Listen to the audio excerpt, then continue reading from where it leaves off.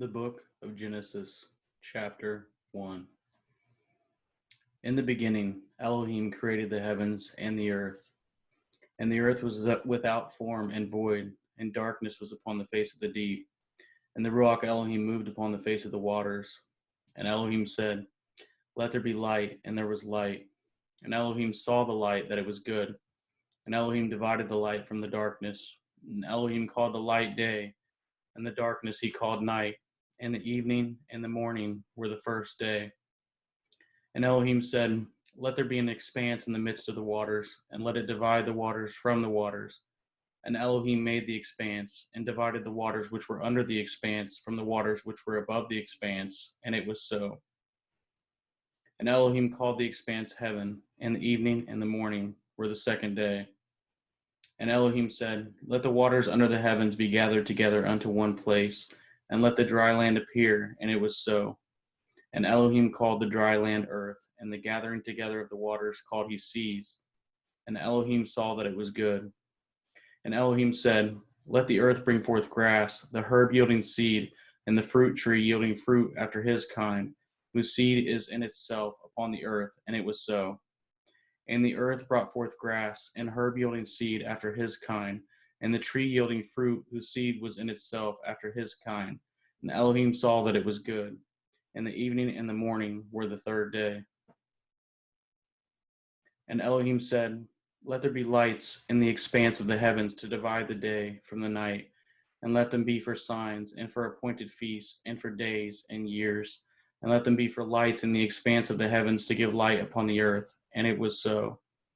And Elohim made the two great lights, the greater light to rule the day, and the lesser light to rule the night. He made the stars also. And Elohim set them in the expanse of the heavens to give light upon the earth, and to rule over the day and over the night, and to divide the light from the darkness. And Elohim saw that it was good. And the evening and the morning were the fourth day. And Elohim said, "Let the waters bring forth abundantly the moving creature that has life, and the fowl that may fly above the earth in the open expanse of heaven." And Elohim created the great sea monsters, every living creature that moves, which the waters brought forth abundantly after their kind, and every winged fowl after his kind. And Elohim saw that it was good.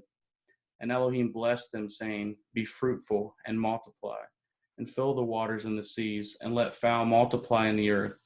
And the evening and the morning were the fifth day. And Elohim said, "Let the earth bring forth the living creature after his kind, cattle and creeping thing, and beast of the earth after his kind." And it was so.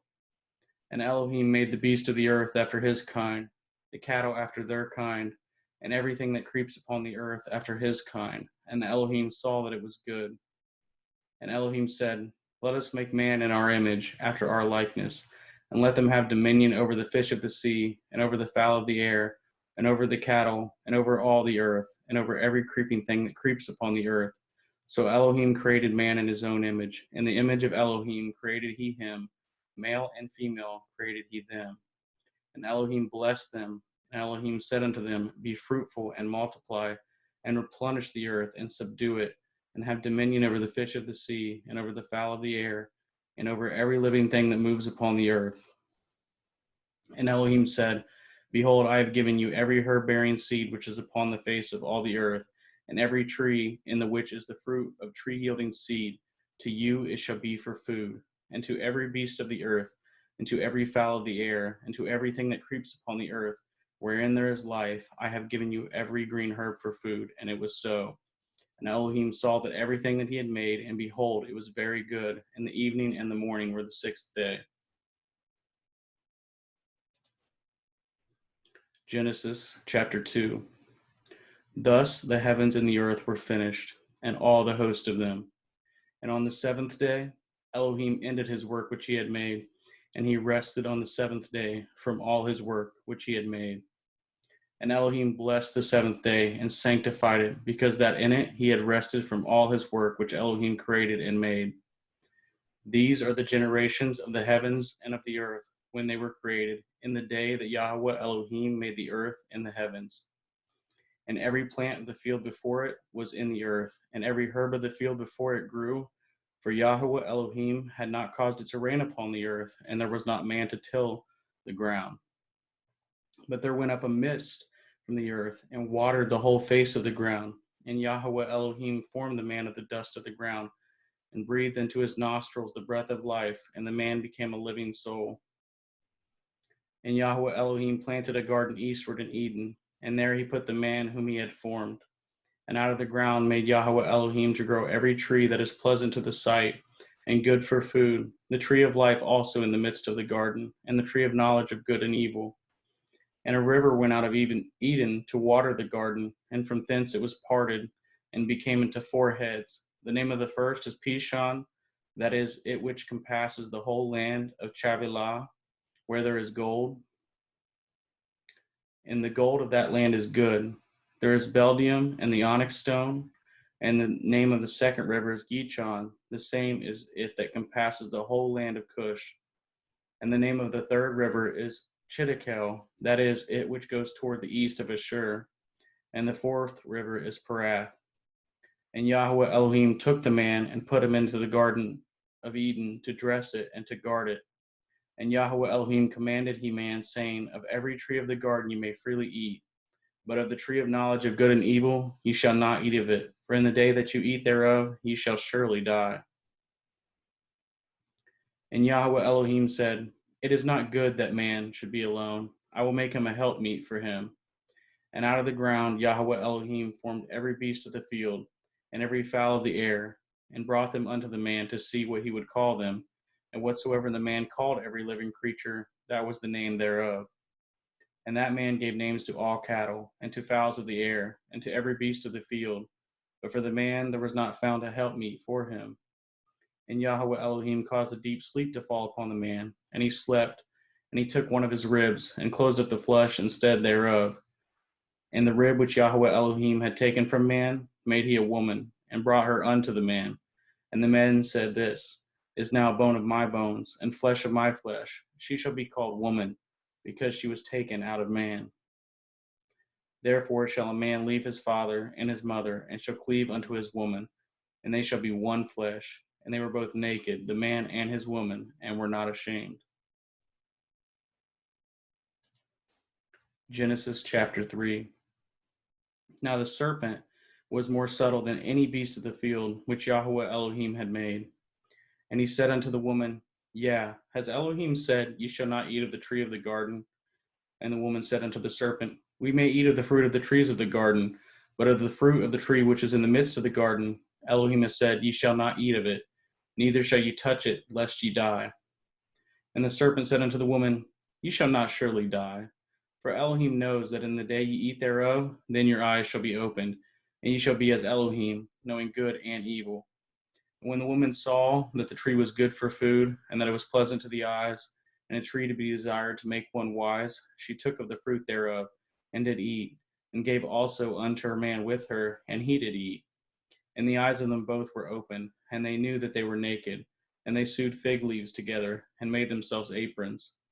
And they heard the voice of Yahweh Elohim walking in the garden in the cool of the day. And the man and his woman hid themselves from the presence of Yahweh Elohim amongst the trees of the garden. And Yahweh Elohim called unto Adam and said unto him, where are you? And he said, I heard your voice in the garden, and I was afraid because I was naked, and I hid myself. And he said, who told you that you were naked? Have you eaten of the tree whereof I commanded you that you should not eat? And the man said, the woman who you gave to be with me, she gave me of the tree, and I did eat. And Yahweh Elohim said unto the woman, what is this that you have done? And the woman said, the serpent beguiled me, and I did eat. And Yahweh Elohim said unto the serpent, because you have done this, you are cursed above all cattle, and above every beast of the field. Upon your belly shall you go, and dust shall you eat all the days of your life. And I will put enmity between you and the woman, and between your seed and her seed. It shall bruise your head, and you shall bruise his heel. Unto the woman he said, I will greatly multiply your sorrow in your conception.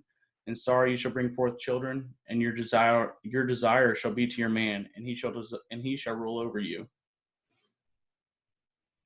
And unto Adam he said, because you have hearkened unto the voice of your woman, and have eaten of the tree of which I commanded you, saying, ye shall not eat of it. Cursed is the ground for your sake. In sorrow shall you eat of it all the days of your life. Thorns also and thistles shall it bring forth to you, and you shall eat the herb of the field. In the sweat of your face shall you eat bread, till you return unto the ground, for out of it you were taken, for dust you are, and unto dust you shall return. And Adam called his woman Hua, because she was mother of all living. Unto Adam also and to his woman did Yahweh Elohim make coats of skins and clothe them. And Yahweh Elohim said, Behold, the man has become as one of us, to know good and evil.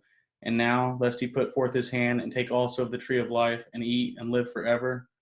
Therefore Yahweh Elohim sent him forth from the Garden of Eden, to till the ground from whence he was taken. So he drove out the man, and he placed at the east of the Garden of Eden cherubim, a flaming sword which turned every way to guard the way of the tree of life.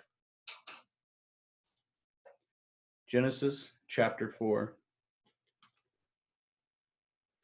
And Adam knew Hua his woman, and she conceived and boreth Cain, and said, I have gotten a man from Yahweh. And she again bore his brother Havel. And Havel was a keeper of the sheep, but Cain was a tiller of the ground.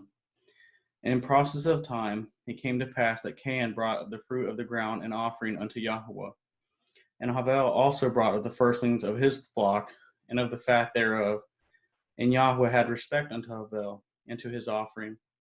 But unto Cain, and to his offering, he had not respect. And Cain was very wroth, and his countenance fell. And Yahweh said unto Cain, Why are you wroth? And why is your countenance fallen? If you do well, shall you not be accepted? And if you do not well, sin lies at the door, and unto you shall be his desire, and you shall rule over him.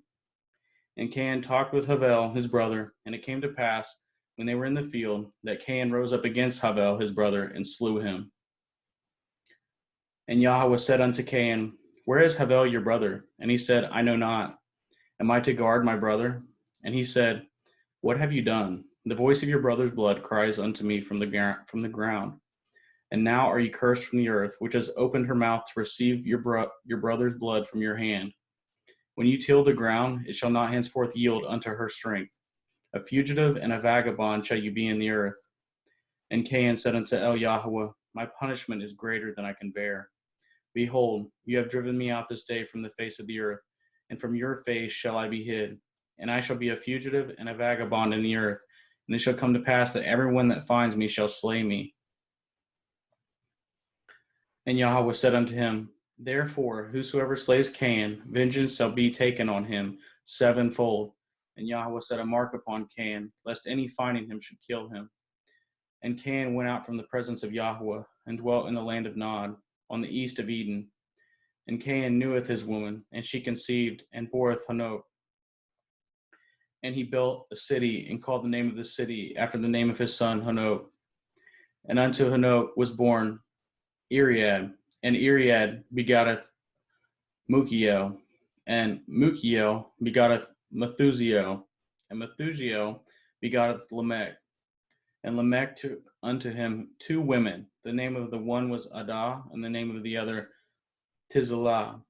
And Adah boreth Yaval. He was the father of such as dwell in tents, and of such as have cattle.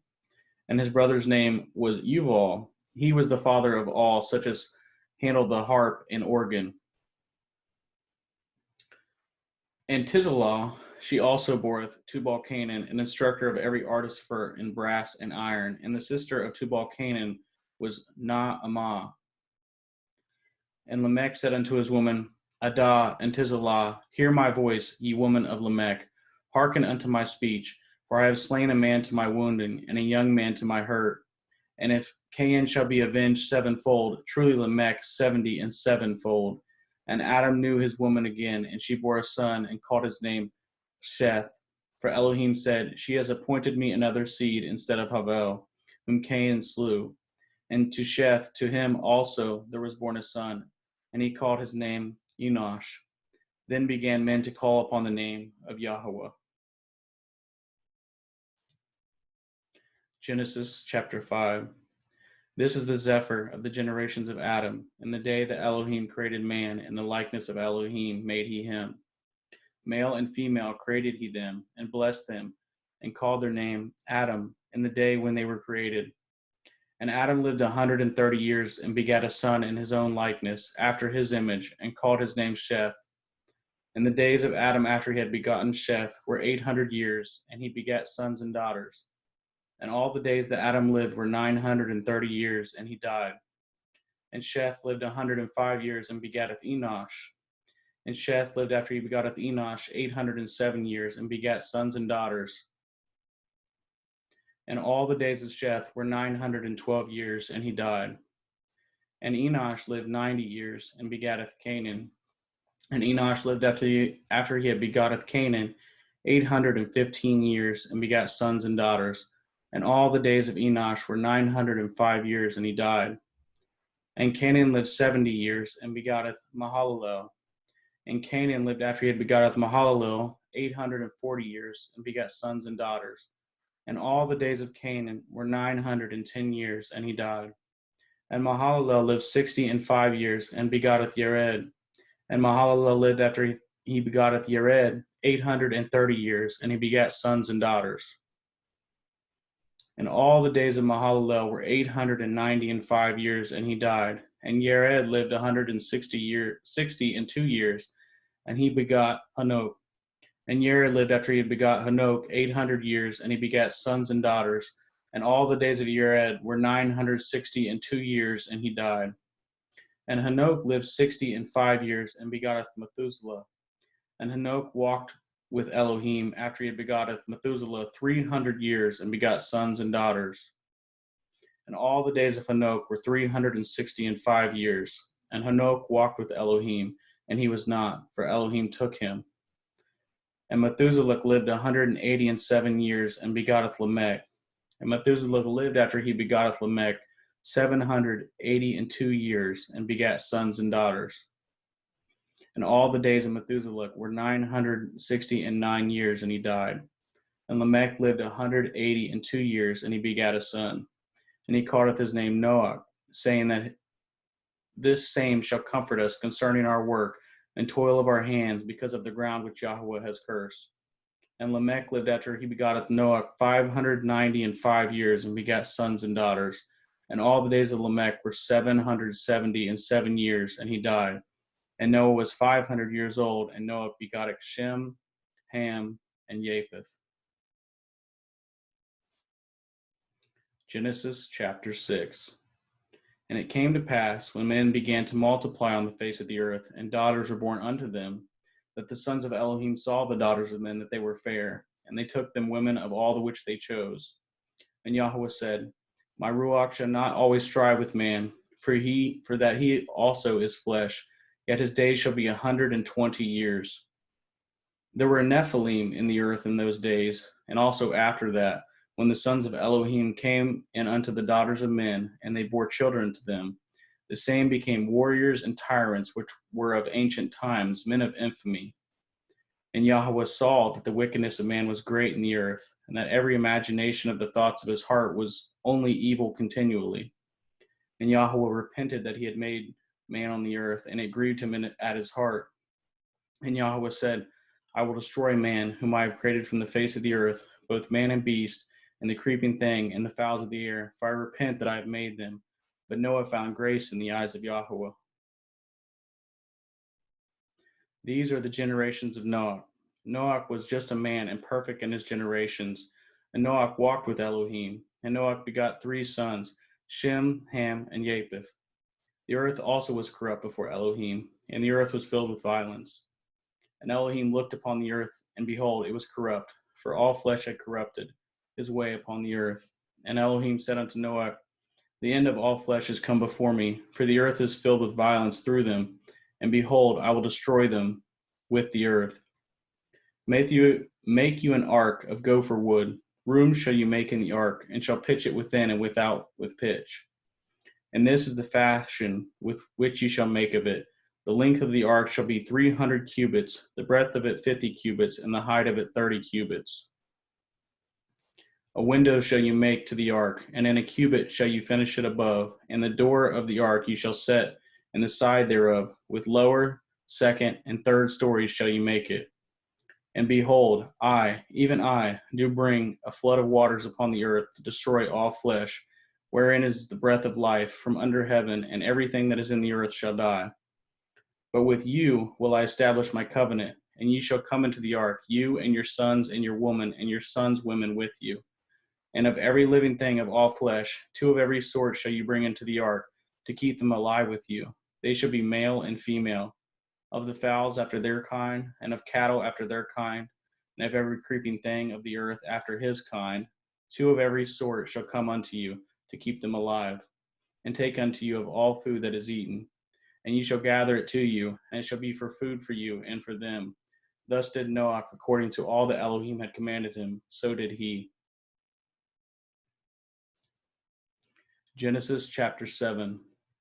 And Yahweh said unto Noah, Come, you and all your house, into the ark. For you have I seen righteous before me in this generation.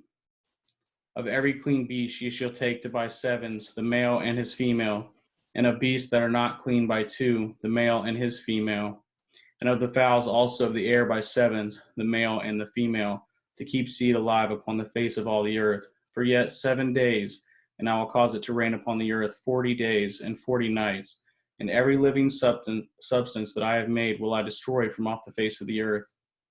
And Noah did according to all that Yahweh commanded him. And Noah was 600 years old when the flood of waters was upon the earth. And Noah went in, and his sons, and his woman, and his sons' women with him into the ark because of the waters of the flood. Of clean beasts, and of beasts that are not clean, and of fowls, and of everything that creeps upon the earth. There went in 2 and 2 unto Noah into the ark, the male and the female, as Elohim had commanded Noah. And it came to pass after 7 days that the waters of the flood were upon the earth. In the 600th year of Noah's life, in the 2nd month, the 17th day of the month, the same day were all the fountains of the great deep broken up, and the windows of heaven were opened. And the rain was upon the earth 40 days and 40 nights. In the selfsame day entered Noah and Shem and Ham and Japheth, the sons of Noah, and Noah's woman, and the 3 women of his sons with them into the ark. They and every beast after his kind, and all the cattle after their kind, and every creeping thing that creeps upon the earth after his kind, and every fowl after his kind, and every bird of every sort. And they went in unto Noah into the ark, 2 and 2 of all flesh, wherein is the breath of life. And they that went in, male and female, all flesh, as Elohim had commanded him, and Yahweh shut him in. And the flood was 40 days upon the earth, and the waters increased, and bore up the ark, and it was lift up above the earth. And the waters prevailed, and were increased greatly upon the earth, and the ark went upon the face of the waters. And the waters prevailed exceedingly upon the earth, and all the high hills that were under the whole heaven were covered. 15 cubits upward did the waters prevail, and the mountains were covered. And all flesh died that moved upon the earth, both of fowl, and of cattle, and of beast, and of every creeping thing that creeps upon the earth, and every man, all in whose nostrils was the breath of life, of all that was in the dry land died. And every living substance was destroyed, which was upon the face of the ground, both man and cattle, and the creeping things, and the fowl of the heavens, and they were destroyed from the earth. And Noah only remained alive, and they that were with him in the ark, and the waters prevailed upon the earth 150 days.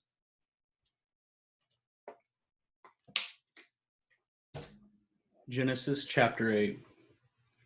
And Elohim remembered Noah and every living thing, all the cattle that was with him in the ark.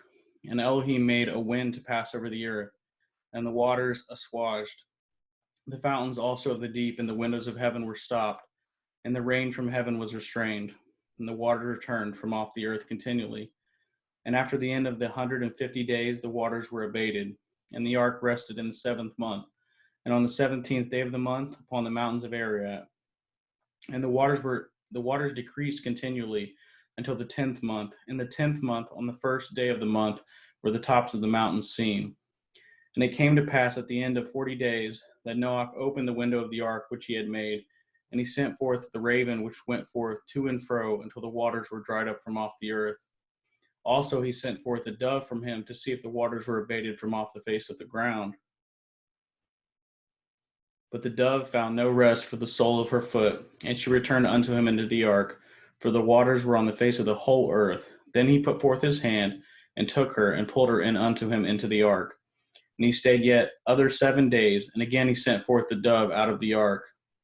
And the dove came to him in the evening, and lo, in her mouth was an olive leaf plucked off. So Noah knew that the waters were abated from off the earth. And he stayed yet other 7 days, and sent forth the dove, which returned not again unto him any more. And it came to pass in the 601st year, in the first month, the first day of the month, the waters were dried up from off the earth. And Noah removed the covering of the ark, and looked, and behold, the face of the ground was dry. And in the 2nd month, on the 7th and 20th day of the month, was the earth dried. And Elohim spoke unto Noah, saying, Go forth of the ark, you and your woman, and your sons' woman with you. Bring forth with you every living thing that is with you, of all flesh, both of fowl and of cattle, and of every creeping thing that creeps upon the earth, that they may breed abundantly in the earth, and be fruitful, and multiply upon the earth. And Noah went forth, and his sons, and his woman, and his son's woman with him.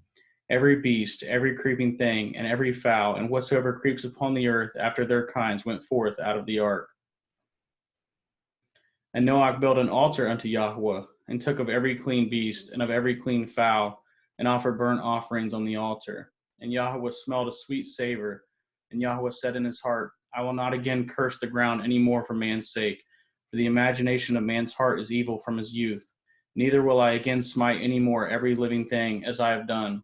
While the earth remains, seed time and harvest, and cold and heat, and summer and winter, and day and night shall not cease. Genesis chapter 9. And Elohim blessed Noah and his sons, and said unto them, Be fruitful and multiply, and replenish the earth. And the fear of you and the dread of you shall be upon every beast of the earth, and upon every fowl of the air, upon all that moves upon the earth, and upon all the fish of the sea. Into your hand are they delivered. Every moving thing that lives shall be meat for you, even as the green herb have I given you, all things. But the flesh with the life thereof, which is the blood thereof, shall ye not eat. And surely your blood of your lives will I require, at the hand of every beast will I require it, and at the hand of man, and at the hand of every man's brother will I require the life of man. Whoso shed man's blood, by man shall his blood be shed, for in the image of Elohim made he man. And you, be fruitful and multiply, bring forth abundantly in the earth, and multiply therein. And Elohim spoke unto Noah and to his sons with him, saying, And I, behold, I establish my covenant with you, with your seed after you, and with every living creature that is with you, of the fowl, of the cattle, and of every beast of the earth with you, from all that go out of the ark to every beast of the earth. And I will establish my covenant with you. Neither shall all flesh be cut off any more by the waters of a flood. Neither shall there any more be a flood to destroy the earth. And Elohim said, This is the sign of the covenant which I make between me and you, and every living creature that is with you, for perpetual generations. I do set my bow in the cloud, and it shall be for a sign of a covenant between me and the earth. And it shall come to pass, when I bring a cloud over the earth, that the bow shall be seen in the cloud. And I will remember my covenant which is between me and you and every living creature of all flesh. And the waters shall no more become a flood to destroy all flesh. And the bow shall be in the cloud, and I will look upon it, that I may remember the everlasting covenant between Elohim and every living creature of all flesh that is upon the earth. And Elohim said unto Noah, This is the sign of the covenant which I have established between me and all flesh that is upon the earth. And the sons of Noah that went forth of the ark were Shem, Ham, and Japheth. And Ham is the father of Canaan. These are the 3 sons of Noah, and of them the whole earth overspread. And Noah began to be a husbandman, and he planted a vineyard. And he drank of the wine and was drunken, and he was uncovered within his tent. And Ham, the father of Canaan, saw the nakedness of his father, and told his 2 brethren without. And Shem and Japheth took the garment, and laid it upon their shoulders, and went backward, and covered the nakedness of their father. And their faces were backward, and they saw not their father's nakedness. And Noah awoke from his wine, and knew what his younger son had done unto him. And he said, Cursed be Canaan, a servant of servants shall he be unto his brethren. And he said, Blessed be Yahweh, Elohai of Shem, and Canaan shall be his servant. Elohim shall enlarge Japheth, and he shall dwell in the tents of Shem. Canaan shall be his servant. And Noach lived after the flood 350 years, and all the days of Noach were 950 years, and he died. Genesis chapter 10. Now these are the generations of the sons of Noach: Shem, Ham, and Japheth. And unto them were the sons born after the flood. The sons of Japheth, Gomer, and Magog, and Madai, and Yavon, and Tubal, and Meshach, and Thirach. And the sons of Gomer, Ashkenaz, and Repath, and Togarmah. And the sons of Yavon, Elisha, and Tarshish, Kittim, and Dodanim. By these were the isles of the other nations divided in their lands, everyone after his tongue, after their families, in their nations. And the sons of Ham, Cush, and Mitzrayim, and Put, and Canaan. And the sons of Cush, Seba, and Havilah, and Kavitah, and Ra'amah, and Kavteka. And the sons of Ra'amah, Sheva, and Dedan. And Cush begotteth Nimrod. He began to be a warrior and a hunter in the earth. He was a warrior and a hunter before Yahweh. Wherefore it is said, even as Nimrod, the warrior hunter before Yahweh. And the beginning of his kingdom was Babel, and Erech, and Akkad, and Calneh, in the land of Shinar. Out of that land went forth Ashur, and buildeth Nineveh, and at the city of Rechoboth, and Eth Kelach, and Eth Resen between Nineveh and Kelach. The same is a great city. And Mitzrayim begotteth Ludim, and Eth Anonimim, and Eth Lahavim, and Eth Naphtuchim, and Eth Pathrusim, and Eth Colchiim, out of whom came Pelishtim, and Eth Caphtorim. And Eth Canaan begotteth Zidon, his firstborn, and Eth Heth, and Eth Yevusi, and Eth Emori, and Eth Girgashi, and Eth Hivi, and Eth Archi, and Eth Sinii, and Eth Arvadi, and Eth Tezemari, and Eth Hamathi, and afterward were the families of the Canaanim spread abroad. And the border of Canaanim was from Zidon, as you come to Gerar, unto Gaza, as you go unto Sodom and Amorah, and Adamah, and Zeviim, even unto Lashah. These are the sons of Ham, after their families, after their tongues, in their countries, and in their nations. Unto Shem also, the father of all the children of Eber, the brother of Japheth, the elder, even to him were children born. The children of Shem, Elam, and Ashur, Arpachshad, and Lud, and Aram. And the children of Aram, Uts, Hul, and Gether, and Mosh. And Arpachshad begotteth Shelach, and Shelach begotteth Eber. And unto Eber were born two sons. The name of the one was Peleg, for in the days was the earth divided, and his brother's name was Joktan.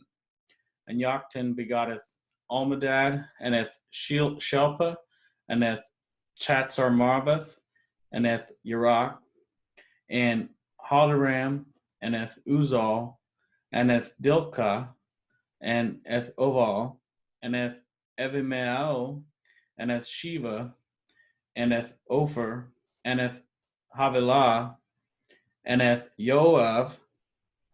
All these were the sons of Joktan, and their dwellings was from Mesha, as you go unto Zephyr, a mountain of east. These are the sons of Shem, after their families, after their tongues, in their lands, after their nations. These are the families of the sons of Noah, after the generations, in their nations, and by these were the nations divided in the earth after the flood.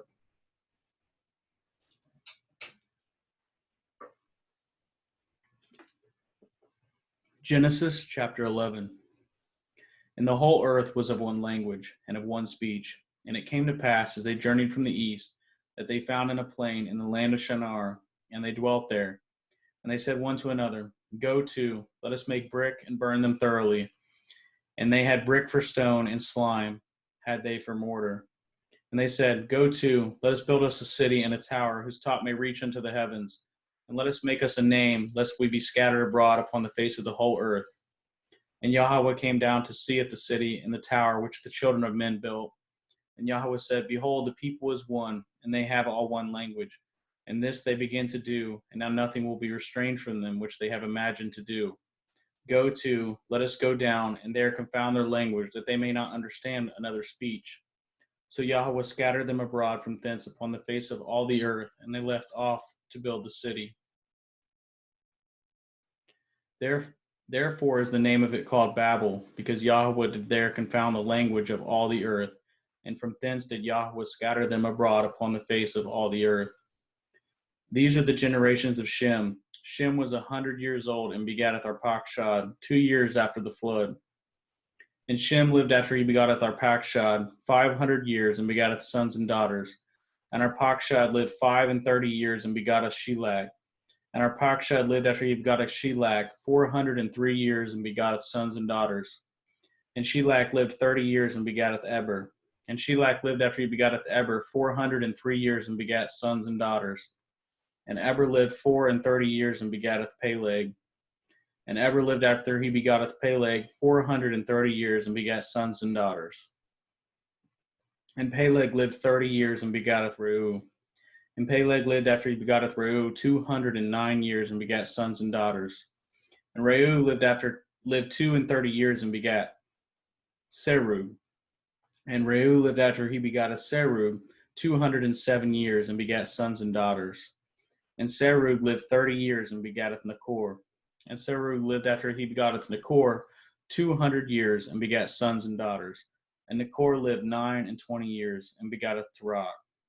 And Nachor lived after he begotteth Terach 119 years and begat sons and daughters. And Terach lived 70 years and begotteth Avram, Eth Nachor, and Eth Haran.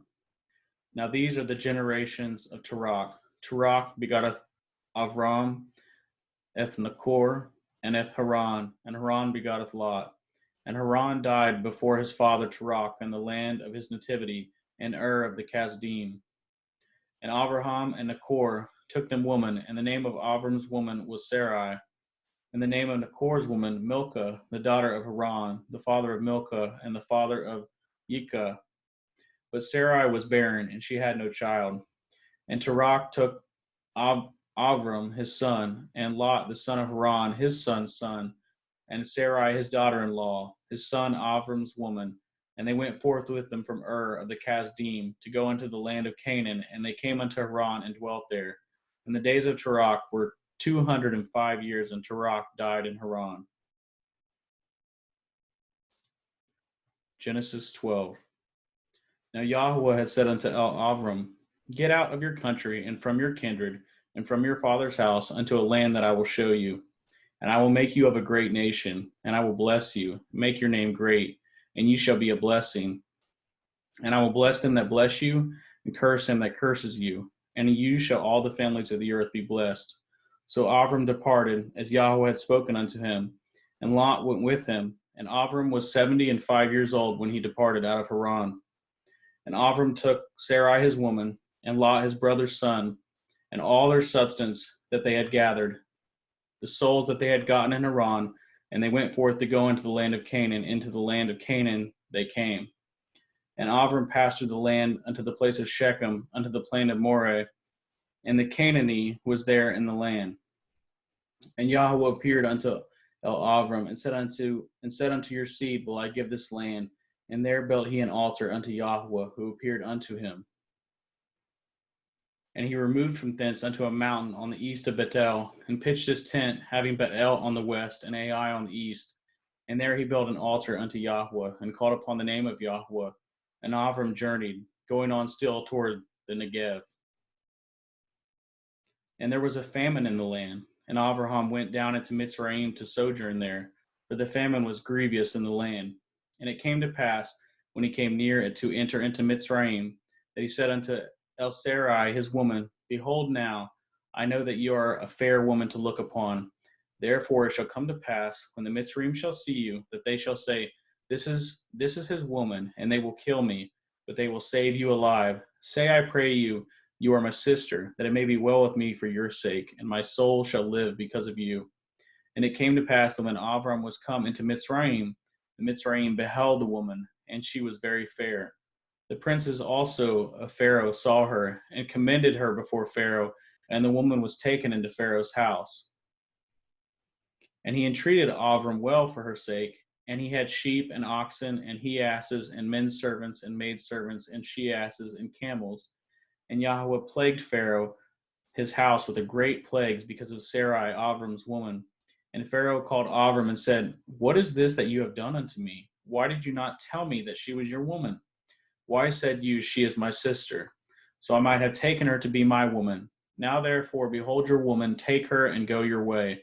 And Pharaoh commanded his men concerning him, and they sent him away, and his woman, and all that he had. Genesis chapter 13.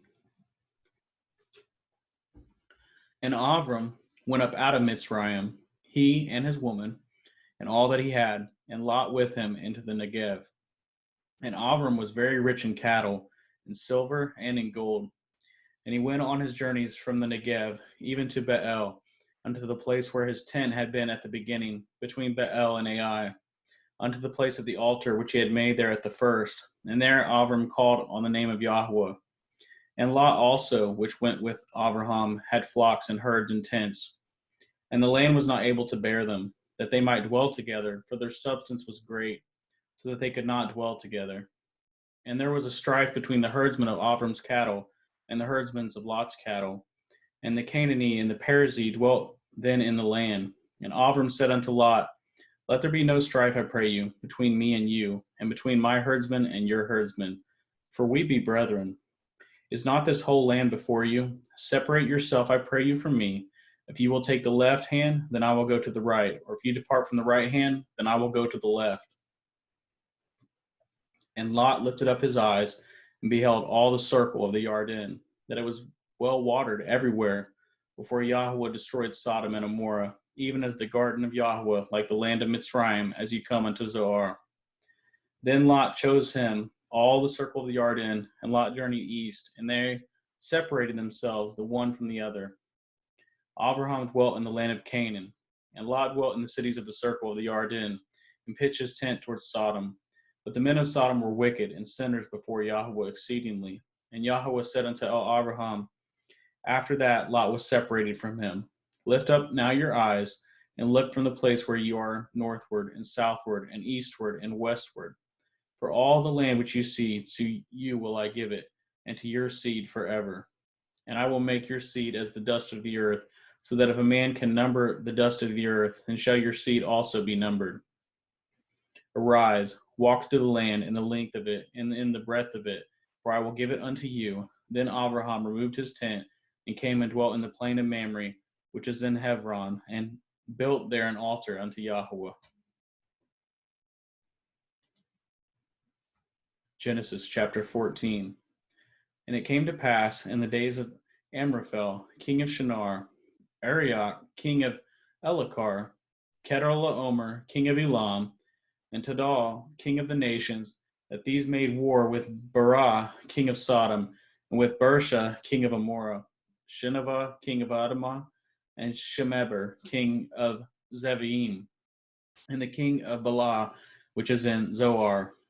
All these were joined together in the valley of Siddim, which is the salt sea. 12 years they served at Kedorlaomer, and in the 13th year they rebelled.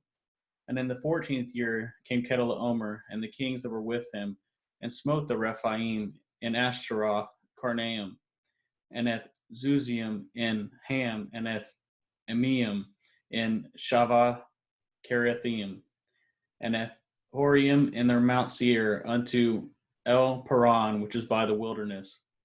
And they returned and came to En Mishpat, which is Kadesh, and smote all the country of the Amalekim, and also the Amorim that dwelt in Chatzon Tamar. And there went out the king of Sodom, and the king of Amorah, and the king of Adamah, and the king of the Zebim, and the king of Bela, the same is Zoar, and they joined battle with them in the valley of Siddim. And with Kedorlaomer, the king of Elam, and with Tidal, king of the nations, and Amphel, king of Shinar, and Arioch, king of Elachar, 4 kings with 5. And the valley of the Siddim was full of slime pits, and the kings of Sodom and Amorah fled and fell there, and they that remained fled to the mountain. And they tooketh all the goods of Sodom and Amorah, and all their victuals, and went their way. And they took Lot, Avram's brother's son, who dwelt in Sodom, and his goods, and departed. And there came one that had escaped, and told Avram the Avri, for he dwelt in the plain of Mamre, the Amori, brother of Eshcol, and brother of Aner, and these were confederate with Avram. And when Avram heard that his brother was taken captive, he armed his trained servants, born in his own house, 318, and pursued them unto Dan. And he divided himself against them, he and his servants by night, and smote them, and pursued them unto Havah, which is on the left hand of Damascus. And he brought back all the goods, and also brought again his brother Lot, and his goods, and his woman also, and the people. And the king of Sodom went out to meet him after his return from the slaughter of Kedalaomer, and of the kings that were with him, and the valley of Havah, which is the king's valley. And Malik Zadik, king of Shalem, brought forth bread and wine, and he was the priest of El Elyon. And he blessed him and said, Blessed be Avram of El Elyon, possessor of heaven and earth, and blessed be El Elyon, which has delivered your enemies into your hand. And he gave him tithes of all. And the king of Sodom said unto Avram, Give me the persons, and take the goods to yourself. And Avram said unto the king of Sodom, I have lifted up my hand unto El Yahweh, El Elyon, the possessor of heaven and earth, that I will not take from a thread even to a shoe latchet, and that I will not take anything that is yours, lest you should say, I have made Avram rich. Save only that which the young men have eaten, and the portion of the men which went with me, Aner, Eshcol, and Mamre, let them take their portion. Genesis chapter 15. After these things, the word of Yahweh came unto Avram in a vision, saying, Fear not, Avram, I am your shield, and your exceeding great reward. And Avram said, Adonai, Yahweh, what will you give me, seeing I go childless, and the steward of my house is this Eliezer of Damascus?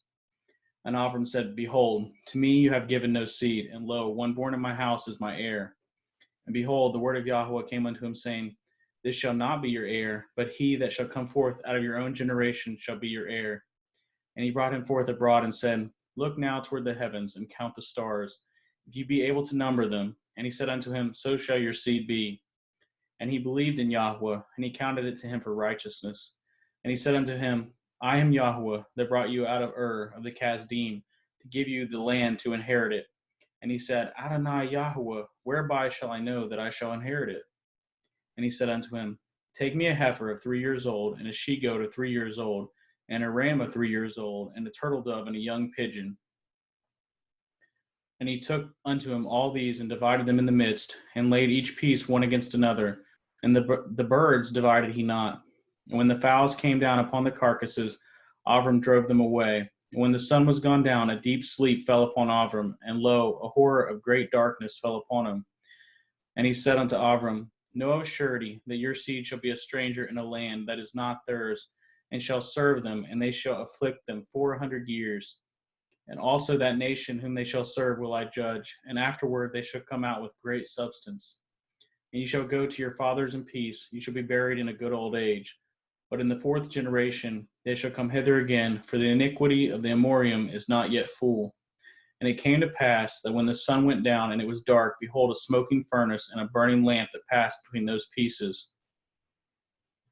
In the same day Yahweh cut a covenant with Avram, saying, Unto you, your seed, have I given this land, from the river of Mitzrayim unto the river Perath, the Canaanim, and at the Kenazim, and at the Kadmonim, and at the Hittim, and at the Perizim, and at the Raphaim, and at the Amorim, and at the Canaanim, and the Girgashim, and the Uvasim.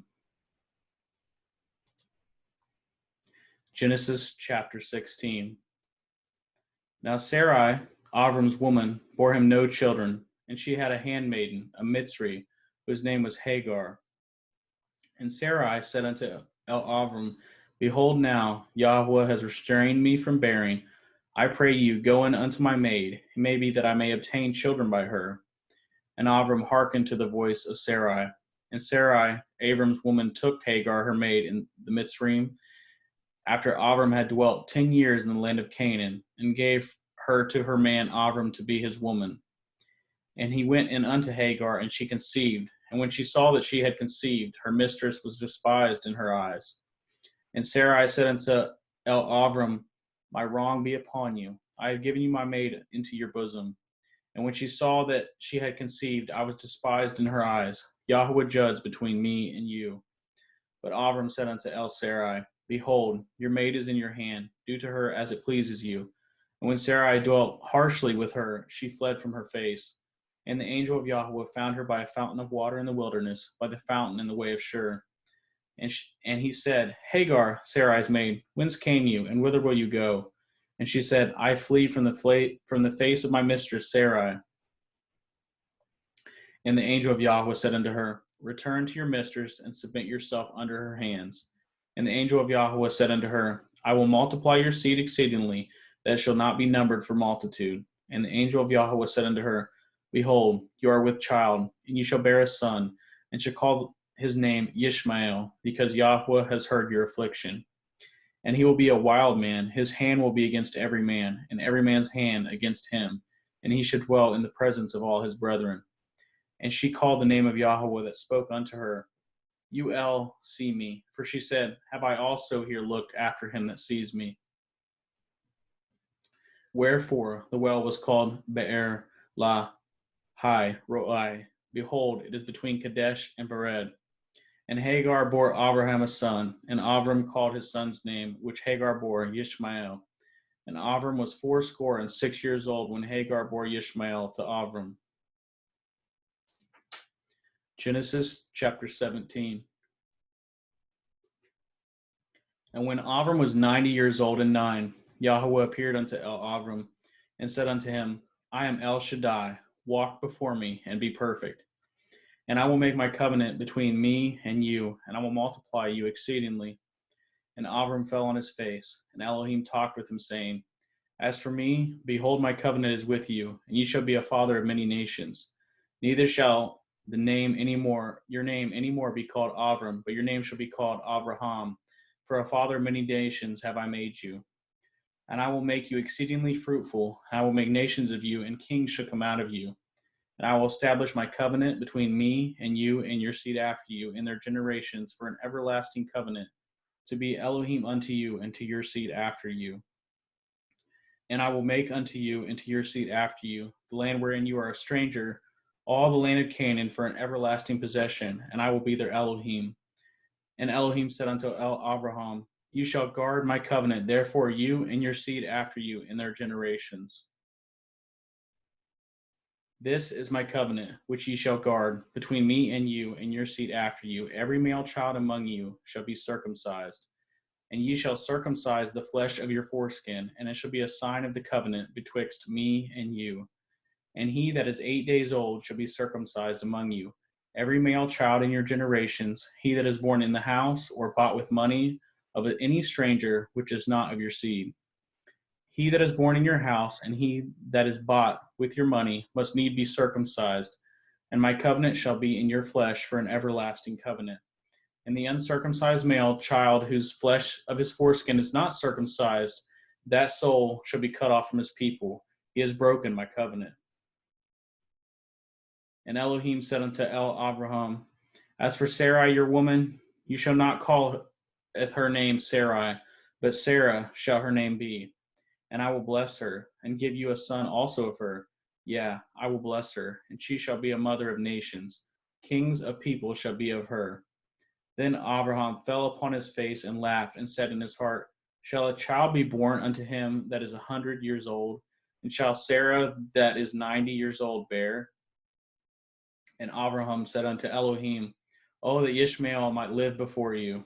And Elohim said, Sarah your woman shall bear you a son indeed, and you shall call his name Yitzhak, and I will establish my covenant with him for an everlasting covenant, and with his seed after him.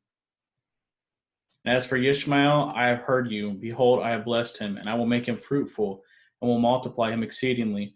12 princes shall he beget, and I will make him a great nation. But my covenant will I establish with Yitzhak, with Sarah shall bear unto you at this set time in the next year. And he left off talking with him. And Elohim went up from Abraham. And Abraham tooketh Ishmael his son, and all that were born in his house, and all that were bought with his money, every male among the men of Abraham's house, and circumcise the flesh of their foreskin in the selfsame day, as Elohim had said unto him. And Abraham was 90 years old and 9 when he was circumcised in the flesh of his foreskin. And Ishmael his son was 13 years old when he was circumcised in the flesh of his foreskin. And the selfsame day was Abraham circumcised, and Ishmael his son. And all the men of his house, born in the house and bought with the money of the stranger, were circumcised with them. Genesis chapter 18. And Yahweh appeared unto him in the plains of Mamre, and he sat in the tent door in the heat of the day. And he lifted up his eyes and looked, and lo, 3 men stood by him. And when he saw them, he ran to meet them from the tent door, and bowed himself toward the ground, and said, My Adonai, if now I have found favor in your sight, pass not away, I pray you, from your servant. Let a little water, I pray you, be fetched, and wash your feet, and rest yourselves under the tree. And I will fetch a morsel of bread, and comfort ye your hearts. After that ye shall pass on. For therefore are ye come to your servant. And they said, So do as you have asked, as you have said. And Abraham hastened into the tent unto Sarah, and said, Make ready quickly 3 measures of fine meal, knead it, and make it cakes upon the hearth. And Abraham ran unto the herd, and fetched a calf tender and good, and gave it unto the young man, and he hastened to dress it. And he took butter and milk, and the calf which he had dressed, and set it before them. And he stood by them under the tree, and they did eat. And they said unto him, Where is Sarah your woman? And he said, Behold, in the tent. And he said, I will certainly return unto you according to the time of life. And lo, Sarah your woman shall have a son. And Sarah heard it in the tent door, which was behind him. Now Abraham and Sarah were old and well stricken in age, and it ceased to be with Sarah after the manner of women. Therefore Sarah laughed within herself, saying, After I am waxed old, shall I have pleasure, my Lord being old also? And Yahweh said unto Abraham, Wherefore did Sarah laugh, saying, Shall I of surety bear a child, which am old? Is anything too hard for Yahweh? At the time appointed I will return unto you, according to the time of life, and Sarah shall have a son. Then Sarah denied, saying, I laughed not, for she was afraid. And he said, Nay, but you did laugh. And the men rose up from thence, and looked toward Sodom. And Abraham went with them, to bring them on the way. And Yahweh said, Shall I hide from Abraham that thing which I do, seeing that Abraham shall surely become a great and mighty nation, and all the nations of the earth shall be blessed in him?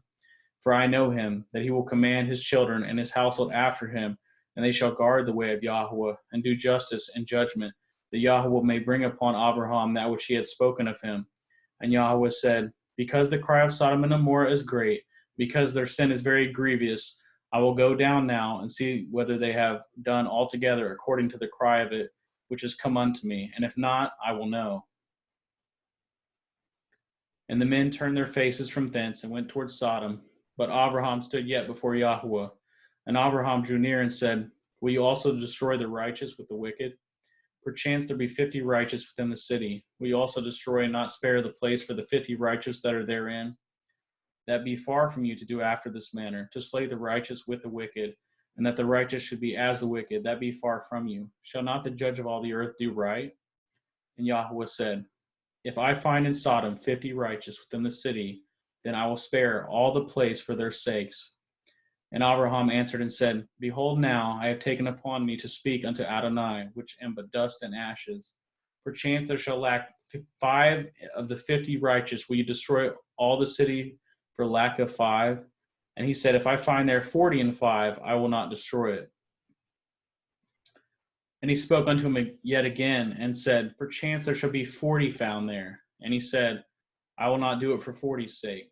And he said unto him, O let not Adonai be angry, and I will speak. Perchance there shall be 30 be found there. And he said, I will not do it if I find 30 there. And he said, Behold now, I have not taken upon me to speak unto Adonai. Perchance there shall be 20 found there. And he said, I will not destroy it for 20's sake. And he said, O let not Adonai be angry, and I will speak yet but this once. Perchance 10 shall be found there.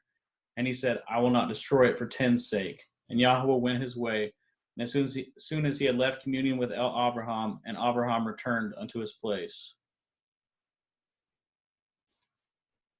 Genesis chapter 19. And there came 2 angels to Sodom at evening, And Lot sat in the gate of Sodom. And Lot, seeing them, rose up to meet them, and he bowed himself with his face toward the ground. And he said, Behold now, my lords, turn in, I pray you, into your servant's house, and tarry all the night, and wash your feet, and ye shall rise up early, and go on your ways. And they said, Nay, but we will abide in the street all night. And he pressed upon them greatly, and they turned in unto him, and entered into his house. And he made them a feast, and did bake matzah, and they did eat it. But before they lay down, the men of the city, even the men of Sodom, compassed the house, round both old and young, all the people from every quarter. And they called unto Lot, and said unto him, Where are the men which came into you this night? Bring them out unto us, that we may know them. And Lot went out at the door unto them, and shut the door after him, and said, I pray you, brethren, do not so wickedly. Behold now, I have 2 daughters which have not known man. Let me, I pray you, bring them out unto you. And do ye to them as it is good in your eyes. Only unto these men do nothing, for therefore came they under the shadow of my roof. And they said, Stand back. And they said again, This one fellow came in to sojourn, and he will need to be a judge. Now will we deal worse than with them. And they pressed sore upon the man, even Lot, and came near to break the door. But the men put forth their hand, and pulled Lot into the house of them, and shut the door. And they smote the men that were at the door of the house with blindness, both small and great, so that they wearied themselves to find the door. And the men said unto Lot, Have you here any besides son-in-law, and your sons and your daughters? And whatsoever you have in the city, bring them out of this place. For we will destroy this place, because the cry of them is waxen great before the face of Yahweh, and Yahweh has sent us to destroy it. And Lot went out and spoke unto his sons-in-law, which married his daughters, and said, Up, get you out of this place, for Yahweh will destroy the city. But he seemed as one that mocked unto his son-in-law. And when the morning arose, then the angels hastened Lot, saying, Arise, take your woman, your 2 daughters which are here, lest you be consumed in the iniquity of your city. And while he lingered, the men laid hold upon his hand, and upon the hand of his woman, and upon the hand of his 2 daughters, Yahweh being merciful unto them. And they brought him forth, and set him without the city. And it came to pass, when they had brought them forth abroad, that he said, Escape for your life, look not behind you, neither stay in all the circle of the Yarden. Escape to the mountain, lest you be consumed. And Lot said unto them, Oh, not so, my Adonai. Behold, now your servant has found grace in your sight, and you have magnified your mercy, which you have showed unto me, saying, My life and I cannot escape to the mountain, lest some evil take me and I die. Behold now, this city is near to flee unto, and it is a little one. Oh, let me escape thither, and my soul shall live. And he said unto him, See, I have accepted you concerning this thing also, that I will not overthrow this city for which you have spoken. Make haste, escape thither, for I cannot do anything till you are come thither. Therefore the name of the city is called Zoar. The sun was risen upon the earth when Lot entered into Zoar. Then Yahweh rained upon Sodom and upon Amorah brimstone and fire from Yahweh out of the heavens. And he overthrew those cities and all the circle of the Yarden, and all the inhabitants of the cities, and that which grew upon the ground. But his woman looked back from behind him, and she became a pillar of salt. And Abraham got up early in the morning to the place where he stood before Yahweh. And he looked toward Sodom and Amorah, and toward all the land of the circle of the Yarden, and beheld, and lo, the smoke of the country went up as the smoke of a furnace. And it came to pass, when Elohim destroyed the cities of the circle of the Yarden, that Elohim remembered Abraham, and sent Lot out of the midst of the overthrow, when he overthrew the cities in which Lot dwelt. And Lot went up out of Zoar, and dwelt in the mountain, and his 2 daughters with him, for he feared to dwell in Zoar, and he dwelt in a cave, he and his 2 daughters.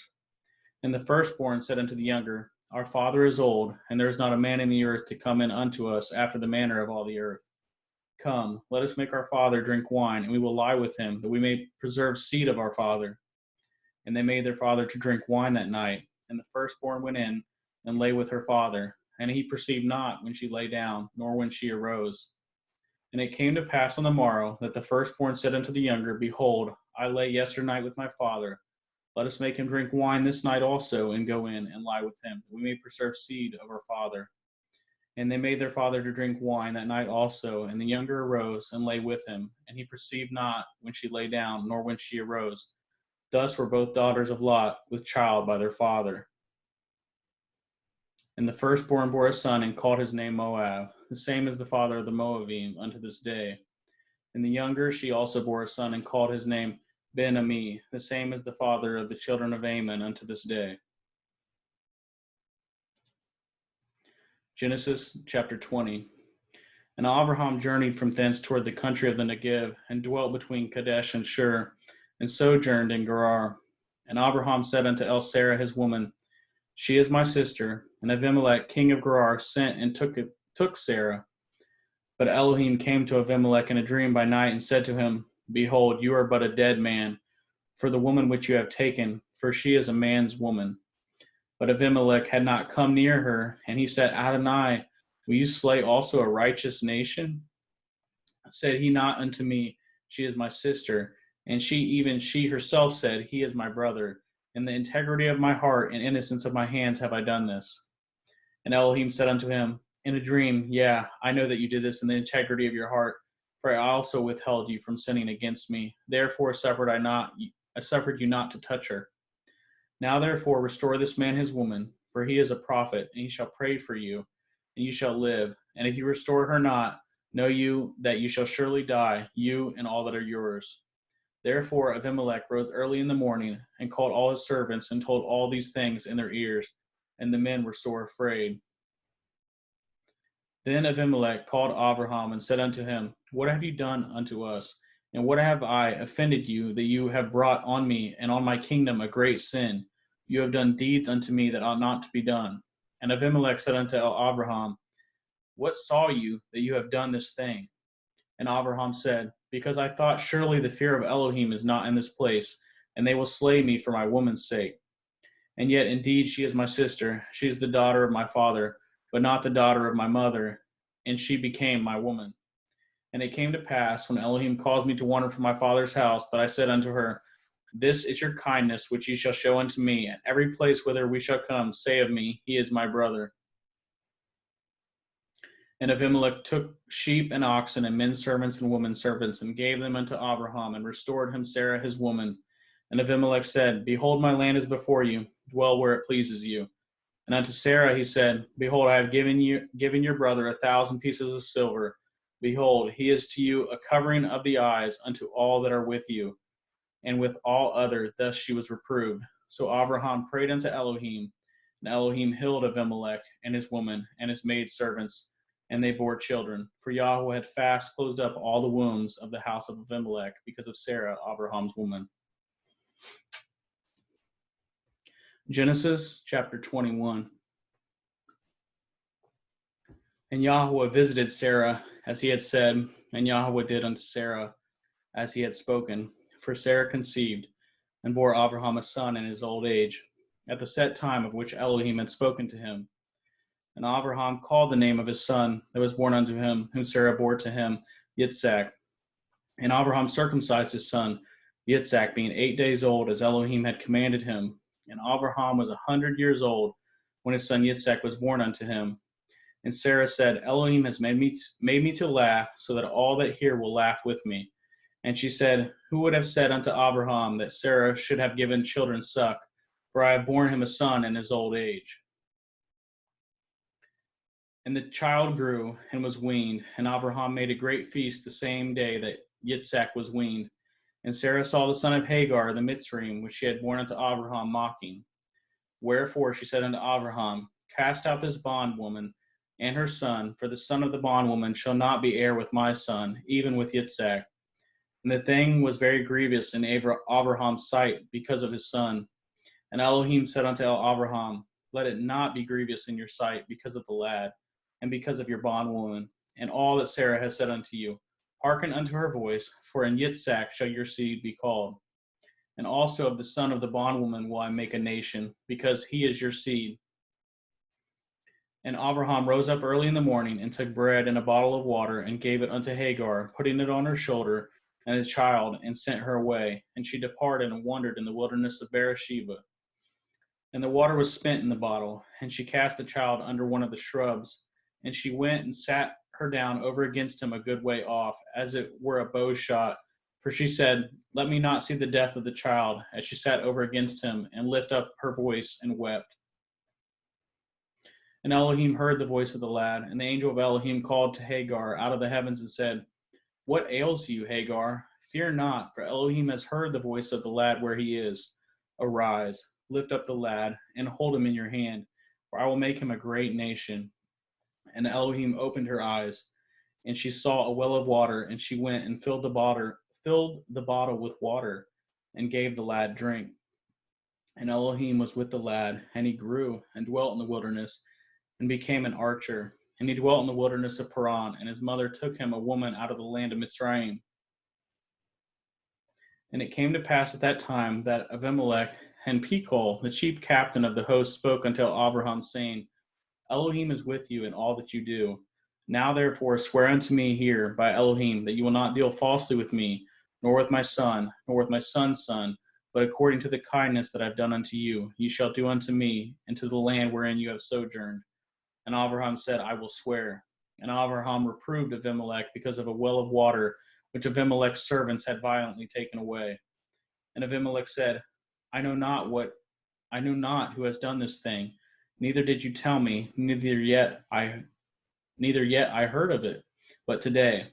And Abraham took sheep and oxen and gave them unto Abimelech, and both of them cut a covenant. And Abraham set 7 ewe lambs of the flock by themselves. And Abimelech said unto Abraham, What mean these 7 ewe lambs which you have set by themselves? And he said, For these 7 ewe lambs shall you take of my hand, that they may be a witness unto me that I have dug this well. Wherefore he called that place Beersheba, because there they swore both of them. Thus they cut a covenant at Beersheba. Then Abimelech rose up, and Pekol, the chief captain of his host, and they returned into the land of the Palestine. And Abraham planted a grove in Beersheba, and called there on the name of Yahweh El Elam. And Abraham sojourned in the Palestine's land many days. Genesis chapter 22. And it came to pass after these things that Elohim did trieth Abraham, and said unto him, Abraham, and he said, Behold, here I am. And he said, Take now your son, your Yachid, Yitzhak, whom you love, and get you into the land of Moriah, and offer him there for a burnt offering upon one of the mountains which I will tell you of. And Abraham rose up early in the morning, and saddled his ass, and took 2 of his young men with him, Yitzhak his son, and clave the wood for the burnt offering, and rose up and went unto the place of which Elohim had told him. Then on the 3rd day Abraham lifted up his eyes, and saw the place afar off. And Abraham said unto his young men, Abide ye here with the ass, and I and the lad will go yonder and worship, and come again to you. And Abraham took the wood of the burnt offering, and laid it upon Yitzhak his son, and he took the fire in his hand, and a knife, and they went both of them together. And Yitzhak spoke unto Abraham his father, and said, My father. And he said, Here am I, my son. And he said, Behold the fire and the wood, but where is the lamb for a burnt offering? And Abraham said, My son, Elohim will provide himself a lamb for a burnt offering. So they went both of them together. And they came to the place which Elohim had told him of. And Abraham built an altar there, and laid the wood in order, and bounded Yitzhak his son, and laid him on the altar upon the wood. And Abraham stretched forth his hand, and took the knife to slay his son. And the angel of Yahweh called unto him out of the heavens, and said, Abraham, Abraham. And he said, Here am I. And he said, Lay not your hand upon the lad, neither do you anything unto him. For now I know that you fear Elohim, seeing you have not withheld your son, your Yachid, from me. And Abraham lifted up his eyes and looked, and behold, behind him a ram caught in a thicket by his horns. And Abraham went and took the ram, and offered him up for a burnt offering in the stead of his son. And Abraham called the name of that place Yahweh Yeri, as it is said to this day, In the mount of Yahweh it shall be seen.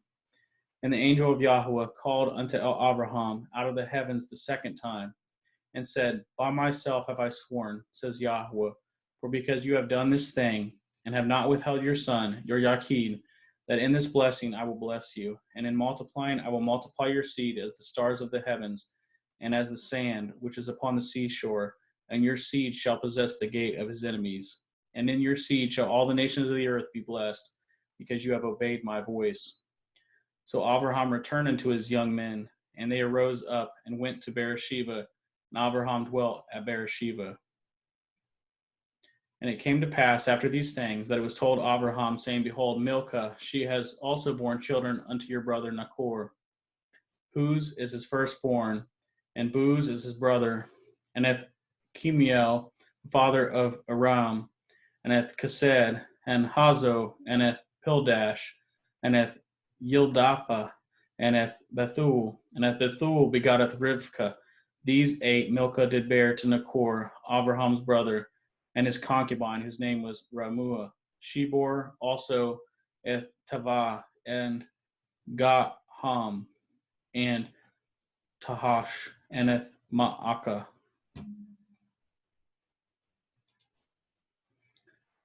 Genesis chapter 23. And Sarah was 107 and 20 years old. These were the years of the life of Sarah. And Sarah died in Kiriath Arba. The same is Hebron in the land of Canaan. And Abraham came to mourn for Sarah and to weep for her.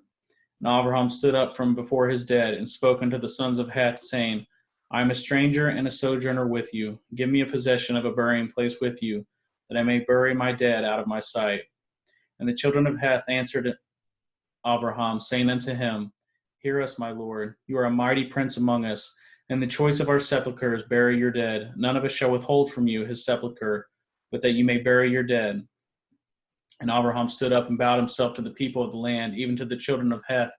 And he communed with them, saying, If it be your mind that I should bury my dead out of my sight, hear me, and entreat me to Ephron, the son of Sochar, that he may give me the cave of Machpelah, which he has, which is in the end of his field. For as much money as it is worth, he shall give it me for possession of a burying place amongst you. And Ephron dwelt among the children of Heth, and Ephron the Hittite answered Abraham in the audience of the children of Heth, even of all that went in at the gate of his city, saying, Nay, my lord, hear me. The field give I you, and the cave that is therein I give it you. In the presence of the sons of my people give I it you. Bury your dead. And Abraham bowed down himself before the people of the land, and he spoke unto Ephron in the audience of the people of the land, saying, But if you will give it, I pray you, hear me. I will give you money for the field. Take it of me, and I will bury my dead there. And Ephron answered Abraham, saying unto him, My lord, hearken unto me. The land is worth 400 shekels of silver. What is that betwixt me and you? Bury therefore your dead. And Abraham hearkened unto Ephron, and Abram weighed to Ephron the silver which he had named in the audience of the sons of Heth, 400 shekels of silver, current money with the merchant. And the field of Ephron, which was in Machpelah, which was before Mamre, the field and the cave which was therein, and all the trees that were in the field, that were in all the borders round about, were made sure. And unto Abraham for a possession in the presence of the children of Heth, before all that went in at the gate of the city. And after this, Abraham buried Sarah his woman in the cave of the field of Machpelah, before Mamre, the same as Hebron, in the land of Canaan. And the field and the cave that is therein were made sure unto Abraham for possession of a burying place by the sons of Heth. Genesis chapter 24. And Abraham was old and well stricken in age, and Yahweh had blessed Abraham in all things. And Abraham said unto his eldest servant of his house that ruled over all that he had, Put, I pray you, your hand under my thigh, and I will make you swear by Yahweh, the Elohai of heaven, and the Elohai of earth, that you shall not take a woman unto my son of the daughters of the Canaanim among whom I dwell. But ye shall go into my country, into my kindred, and take a woman unto my son Yitzhak. And the servant said unto him, Perchance the woman will not be willing to follow me unto this land. Must I needs bring your son again unto the land from whence you came? And Abraham said unto him, Beware that you bring my son thither again. Yahweh Elohai of heaven, which took me from my father's house and from the land of my kindred, and which spoke unto me, and that swore unto me, saying, Unto your seed will I give his land. He shall send his angel before you, and ye shall take a woman unto my son from thence. And if the woman will not be willing to follow you, then you shall be clear from this my oath. Only bring not my son thither again. And the servant put his hand under the thigh of Abraham his master, and swore to him concerning that matter. And the servant took 10 camels of the camels of his master, and departed, for all the goods of his master were in his hand. And he arose and went to Aram Naharaim, unto the city of Nachor. And he made his camels to kneel down without the city by a well of water at the time of the evening, even the time that women go out to draw water. And he said, O Yahweh, Elohai of my master Abraham, I pray you, send me good speed this day, and show kindness unto my master Abraham. Behold, I stand here by a well of water, and the daughters of the men of the city come out to draw water. And let it come to pass that the damsel to whom I shall say, Let down your pitcher, I pray you, that I may drink, and she shall say, Drink, and I will give your camels drink also. Let the same be she that you have appointed for your servant Yitzhak, and thereby shall I know that you have showed kindness unto my master. And it came to pass, before he had done speaking, that behold, Rivkah came out, who was born to Bethuel, son of Milcah, the woman of Nachor, Abraham's brother, with her pitcher upon her shoulder. And the damsel was very fair to look upon, a virgin, neither had any man known her. And she went down to the well and filled her pitcher and came up. And the servant ran to meet her and said, Let me, I pray you, drink a little water of your pitcher. And she said, Drink, my lord. And she hasted and let down her pitcher upon her hand and gave him drink. And when she had done giving him drink, she said, I will draw water for your camels also until they have done drinking. And she hasted and emptied her pitcher into the trough and ran again unto the well to draw water and drew for all his camels. And the man wondering at her held his peace, to wit whether Yahweh had made his journey prosperous or not.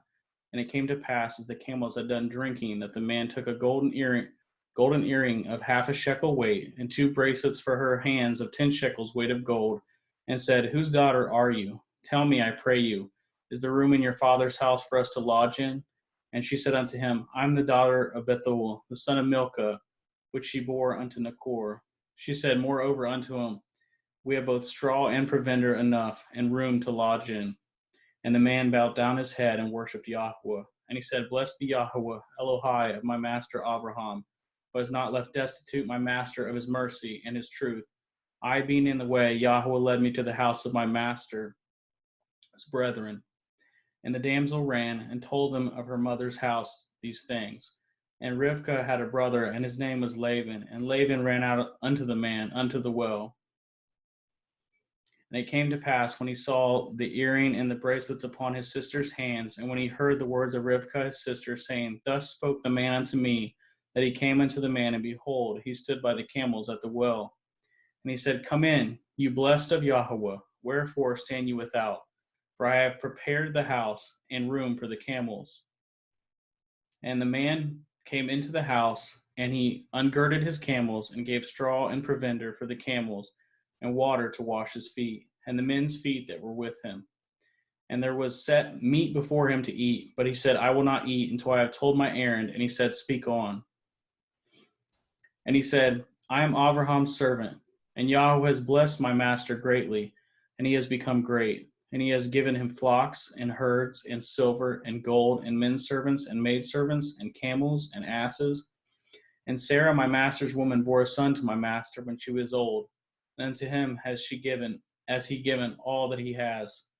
My master made me swear, saying, You shall not take a woman to my son of the daughters of the Canaanite, in whose land I dwell. But ye shall go into my father's house and to my kindred, and take a woman unto my son. And I said unto my master, Perchance the woman will not follow me. And he said unto me, Yahweh, before whom I walk, will I send his angel with you, and prosper your way. And you shall take a woman for my son of my kindred and of my father's house. Then shall you be clear from this oath when you come to my kindred, and if they give you not you one, ye shall be clear from my oath. And I came this day unto the well, and said, O Yahweh, Elohai of my master Abraham, if now you do prosper my way which I go, behold, I stand by the well of water, and it shall come to pass that when the virgin comes forth to draw water, and I say to her, Give me, I pray you, a little water of your pitchers to drink, and she say to me, Both drink, you and I will also draw for your camels. Let the same be the woman whom Yahweh has appointed out for my master's son. And before I had done speaking in my heart, behold, Rivkah came forth with her pitcher on her shoulder, and she went down into the well and drew water. And I said unto her, Let me drink, I pray you. And she made haste and let down her pitcher from her shoulder and said, Drink, and I will give your camels drink also. So I drank, and she made the camels drink also. And I asked her, and she said, "Whose daughter are you?" And she said, "The daughter of Bethuel, Nachor's son, whom Milcah bore unto him." And I put the earring upon her face and the bracelets upon her hands, and I bowed down my head and worshipped Yahweh, and blessed Yahweh Elohai of my master Abraham, which had led me in the right way to take my master's brother's daughter unto his son. And now if you will deal kindly and truly with my master, tell me, and if not, tell me, that I may turn to the right hand or to the left. Then Laban and Bethuel answered and said, "The thing proceeds from Yahweh. We cannot speak unto you bad or good. Behold, Rivkah is before you. Take her and go, and let her be your master's son's woman, as Yahweh has spoken." And it came to pass that when Abraham's servant heard their words, he worshipped Yahweh, bowing himself to the earth. And the servant brought forth jewels of silver and jewels of gold and raiment, and gave to them Rivkah. He gave also to her brother and to her mother precious things. And they did eat and drink, he and the men that were with him, and tarried all night. And they rose up in the morning, and he said, "Send me away unto my master." And her brother and her mother said, "Let the damsel abide with us a few days, at least 10. After that she shall go." And he said unto them, "Hinder me not, seeing Yahweh has prospered my way. Send me away, that I may go to my master." And they said, "We will call the damsel and inquire at her mouth." And they called Rivkah and said unto her, "Will you go with this man?" And she said, "I will go." And they sent away Rivkah their sister and her nurse, and Abraham's servant and his men. And they blessed Rivkah and said unto her, "You are our sister. Be the mother of thousands of millions, and let your seed possess the gate of those which hate them." And Rivkah arose and her damsels, and they rode upon the camels and followed the man. And the servant took Rivkah and went his way.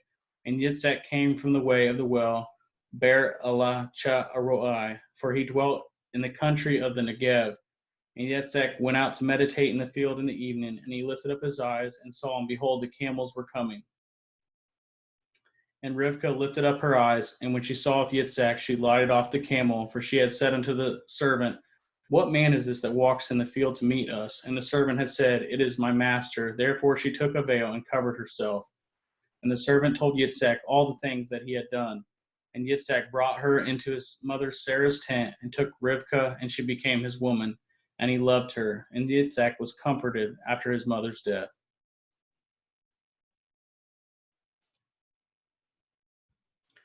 Genesis chapter 25. And again, Abraham took a woman, and her name was Keturah, and she bore him Zimran, and Eth Yokshan, and Eth Medan, and Eth Midian, and Eth Yishbak, and Eth Shuach. And Yokshan begatteth Shiva, and Eth Dedan, and the sons of Dedan were Ashurim, and Lechuim, and Lumium. And the sons of Midian, and Ephah, and Epher, and Hanok, and Abidah, and Eldah. All these were the children of Keturah. And Abraham gave all that he had unto Yitzhak. But unto the sons of the concubines which Abraham had, Abraham gave gifts, and sent them away from Yitzhak his son while he yet lived, eastward unto the east country. And these are the days of the years of Abraham's life which he lived, 160 years. Then Abraham gave up his ruach and died in a good old age, an old man and full of years, and was gathered to his people. And his sons Yitzhak and Yishmael buried him in the cave of Machpelah in the field of Ephron, the son of Sochar, the Hittite, which is before Mamre, the field which Abraham purchased of the sons of Heth. There was Abraham buried, and Sarah his woman.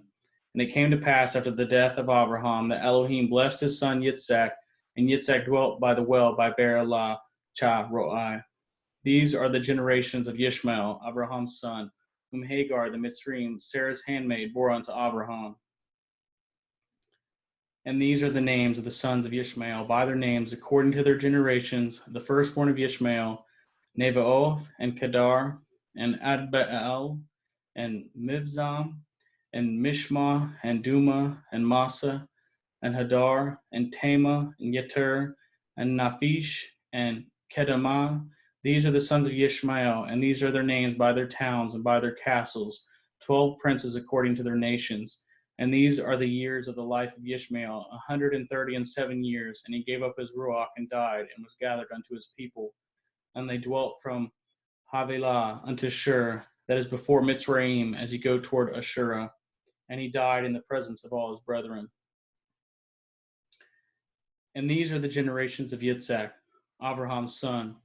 Abraham begotteth Yitzhak, and Yitzhak was 40 years old when he tooketh Rivkah to be his woman, the daughter of Bethuel, the Arami of Paddan Aram, the sister of Laban the Arami.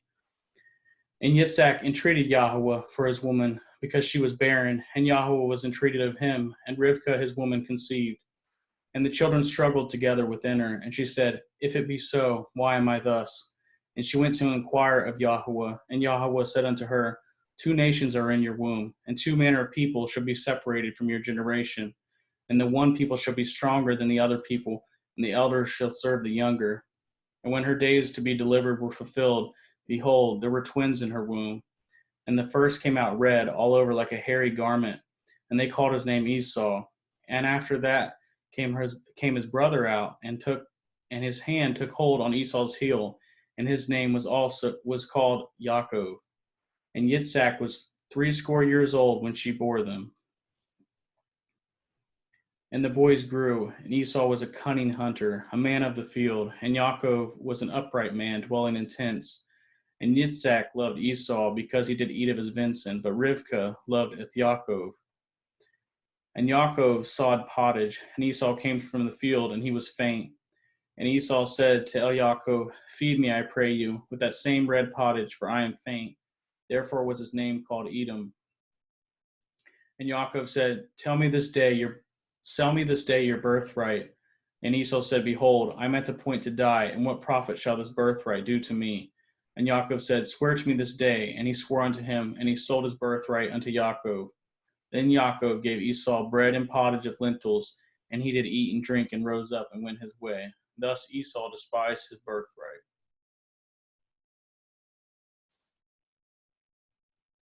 Genesis chapter 26.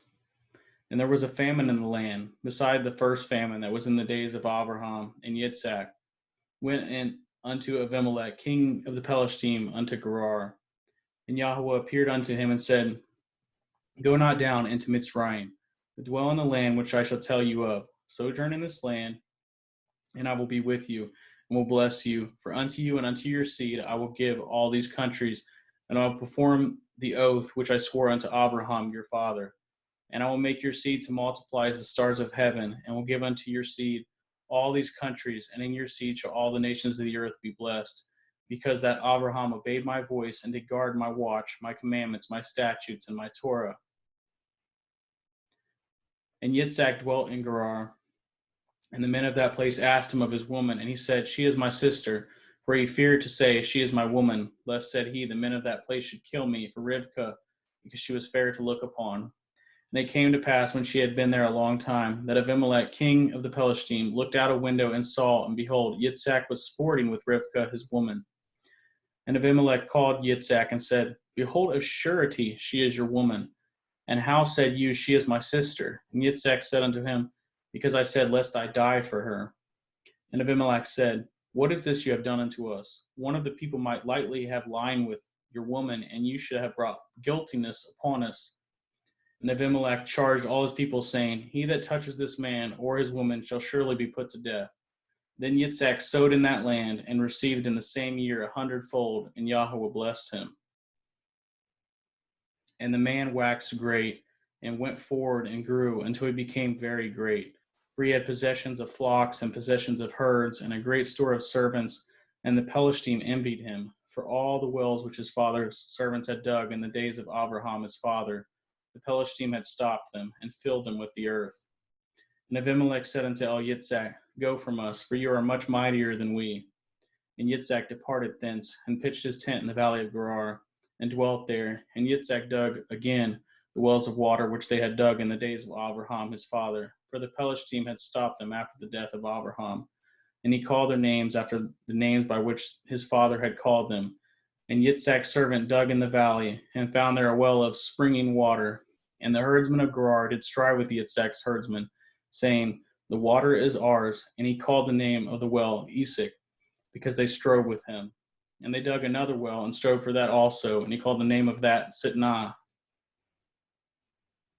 And he removed from thence, and dug another well, and for that they strove not. And he called the name of it Rechoboth. And he said, For now Yahweh has made room for us, and we shall be fruitful in the land.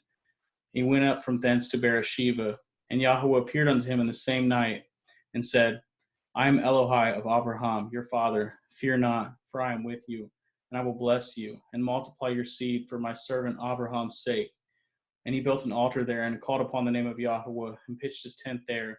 And there Yitzhak's servants dug a well. Then Abimelech went to him from Gerar, and Akuzath, one of his friends, and Pekol, the chief captain of his army. And Yitzhak said unto them, Wherefore come ye to me, seeing ye hate me, and have sent me away from you?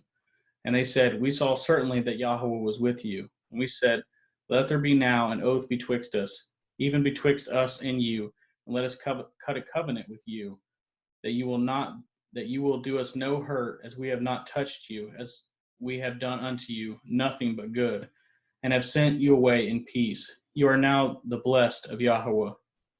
And he made them a feast, and they did eat and drink. And they rose up early in the morning, and swore one to another. And Yitzhak sent them away, and they departed from him in peace.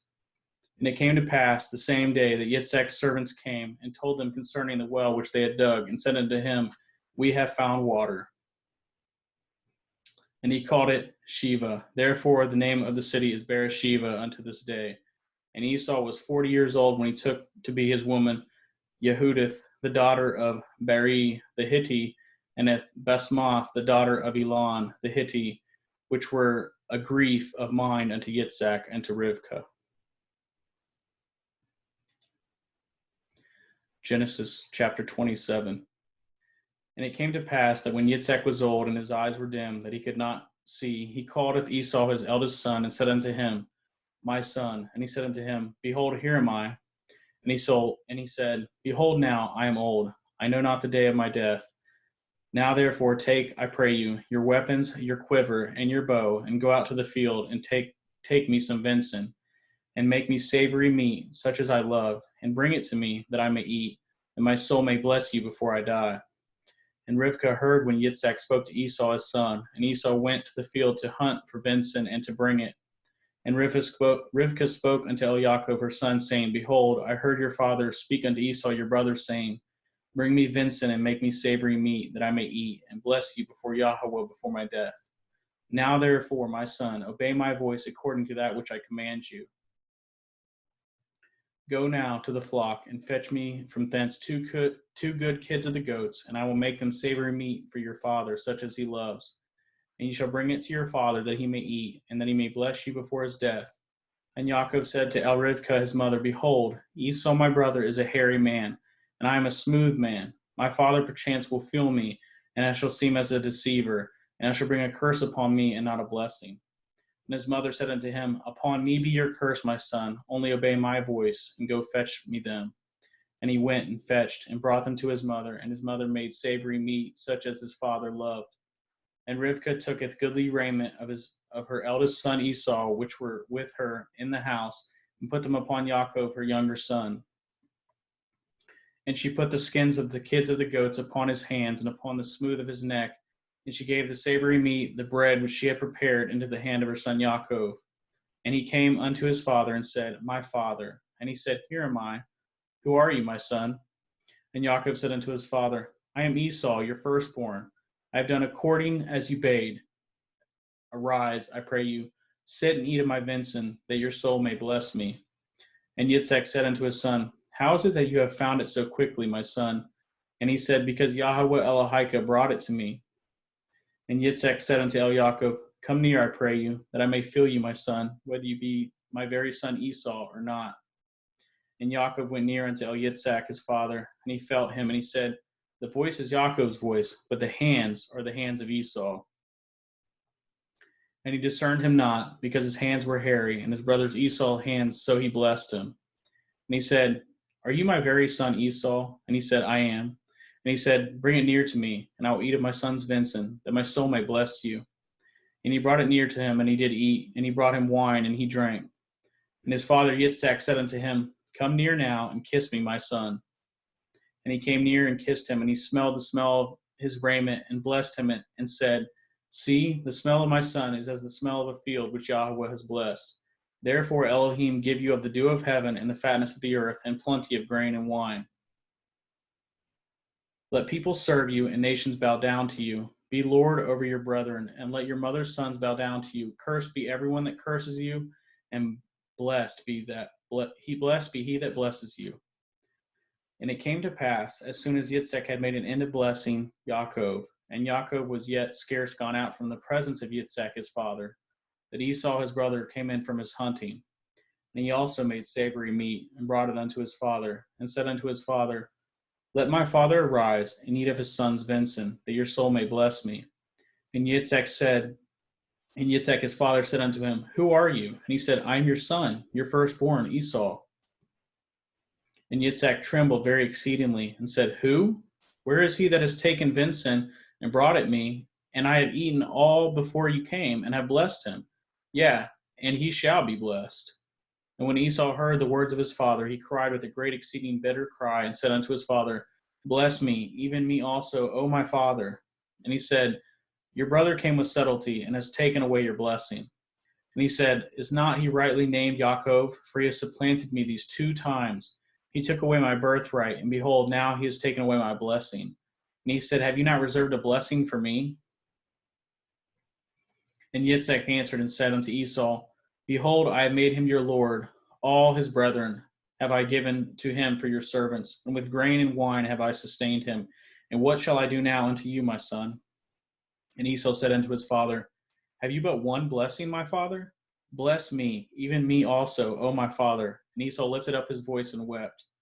And Yitzchak his father answered and said unto him, Behold, your dwelling shall be the fatness of the earth, and of the dew of the heaven from above, and by your sword shall you live, and you shall serve your brother.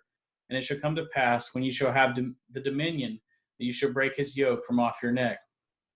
And Esau hated Yaakov because of the blessing wherewith his father blessed him.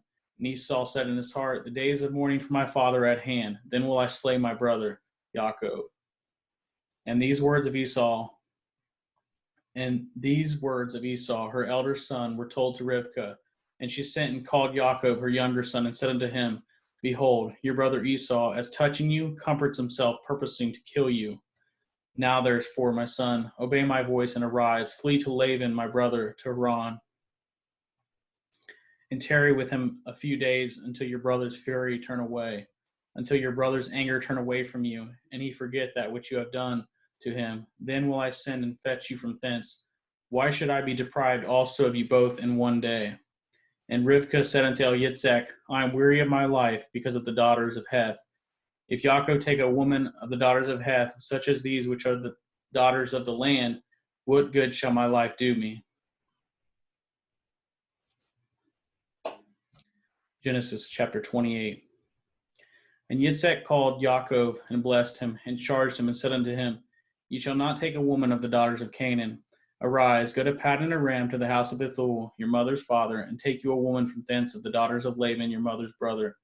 And El Shaddai bless you, and make you fruitful, and multiply you, that you may be a multitude of people, and give you the blessing of Abraham to you and to your seed with you, that you may inherit the land wherein you are a stranger, which Elohim gave unto Abraham.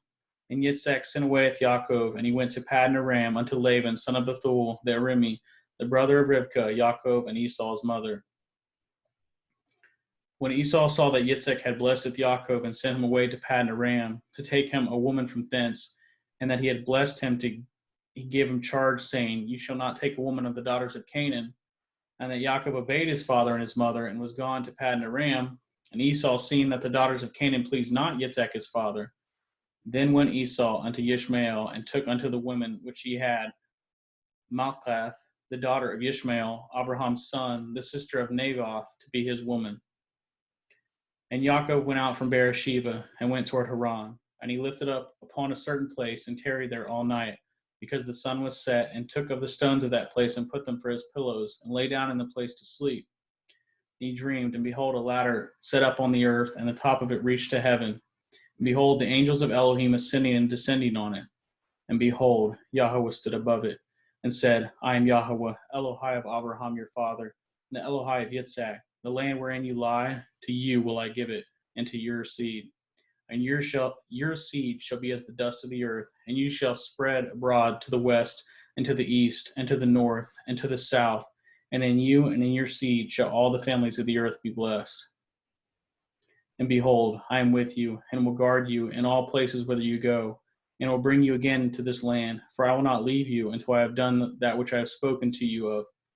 And Yaakov awoke out of his sleep and said, Surely Yahweh is in this place, and I knew it not. And he was afraid and said, How dreadful is this place! This is none other but the house of Elohim, and this is the gate of heaven. And Yaakov arose up early in the morning, and took the stone that he had put for his pillows, and set it up for a pillar, and poured oil upon the top of it. And he called the name of that place Bet-El, but the name of the city was called Luz at the first. And Yaakov vowed a vow, saying, If Elohim will be with me, and will guard me in this way that I go, will give me bread to eat and raiment to put on, so that I come again to my father's house in peace, then shall Yahweh my Elohim, and this stone which I have set before a pillar shall be Elohim's house, and all that you shall give me, I will surely give you the tenth unto you.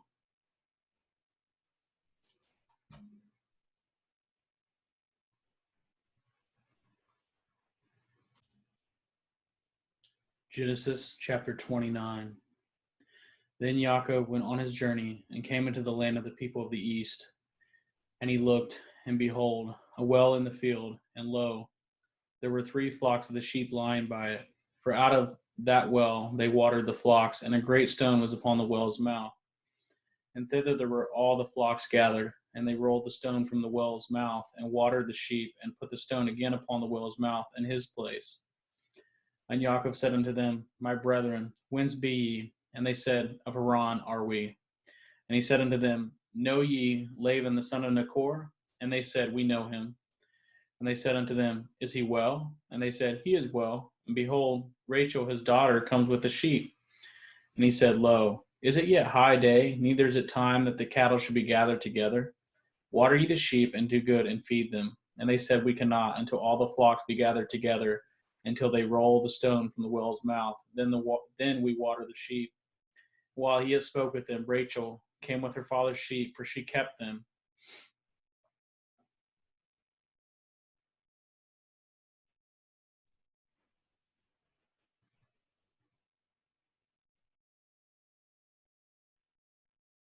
And he said, Lo, is it yet high day? Neither is it time that the cattle should be gathered together. Water ye the sheep, and go and feed them. And they said, We cannot, until all the flocks be gathered together, until they roll the stone from the well's mouth. Then we water the sheep. And while he yet spoke with them, Rachel came with her father's sheep, for she kept them. And it came to pass, when Yaakov saw Rachel, the daughter of Laban his mother's brother, and the sheep of Laban his mother's brother, that Yaakov went near and rolled the stone from the well's mouth, and watered the flock of Laban his mother's brother. And Yaakov kissed Rachel, and lifted up his voice, and wept.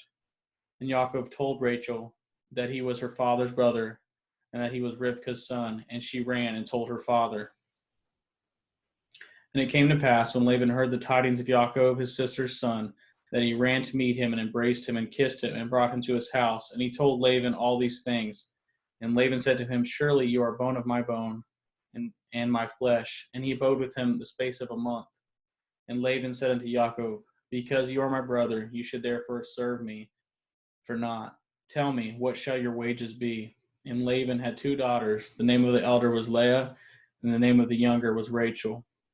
And Leah was tender-eyed, but Rachel was beautiful and well-favored.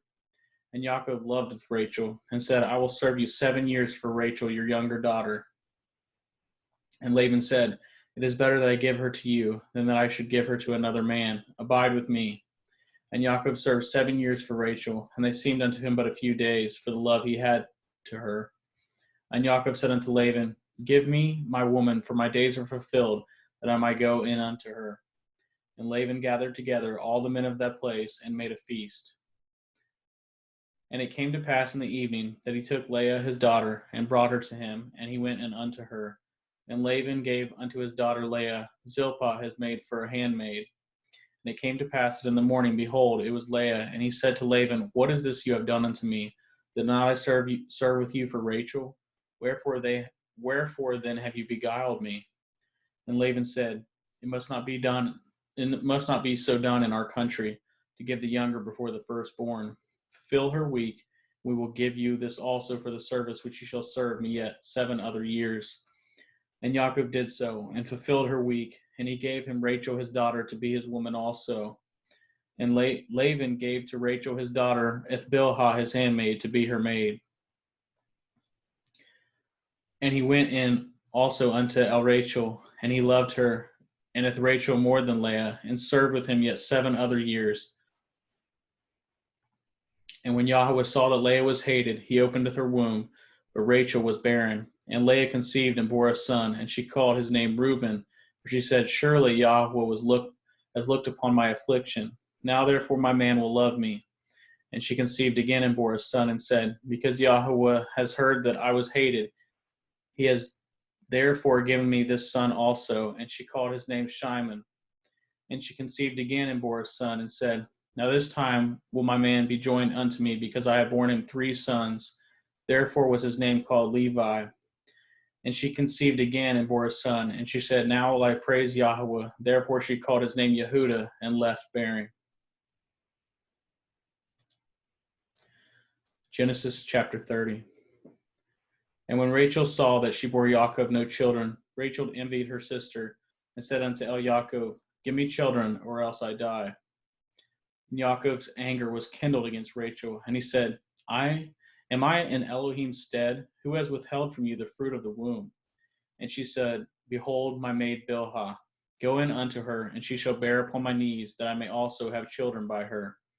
And she gave him Bilhah, her handmaid, to be his woman.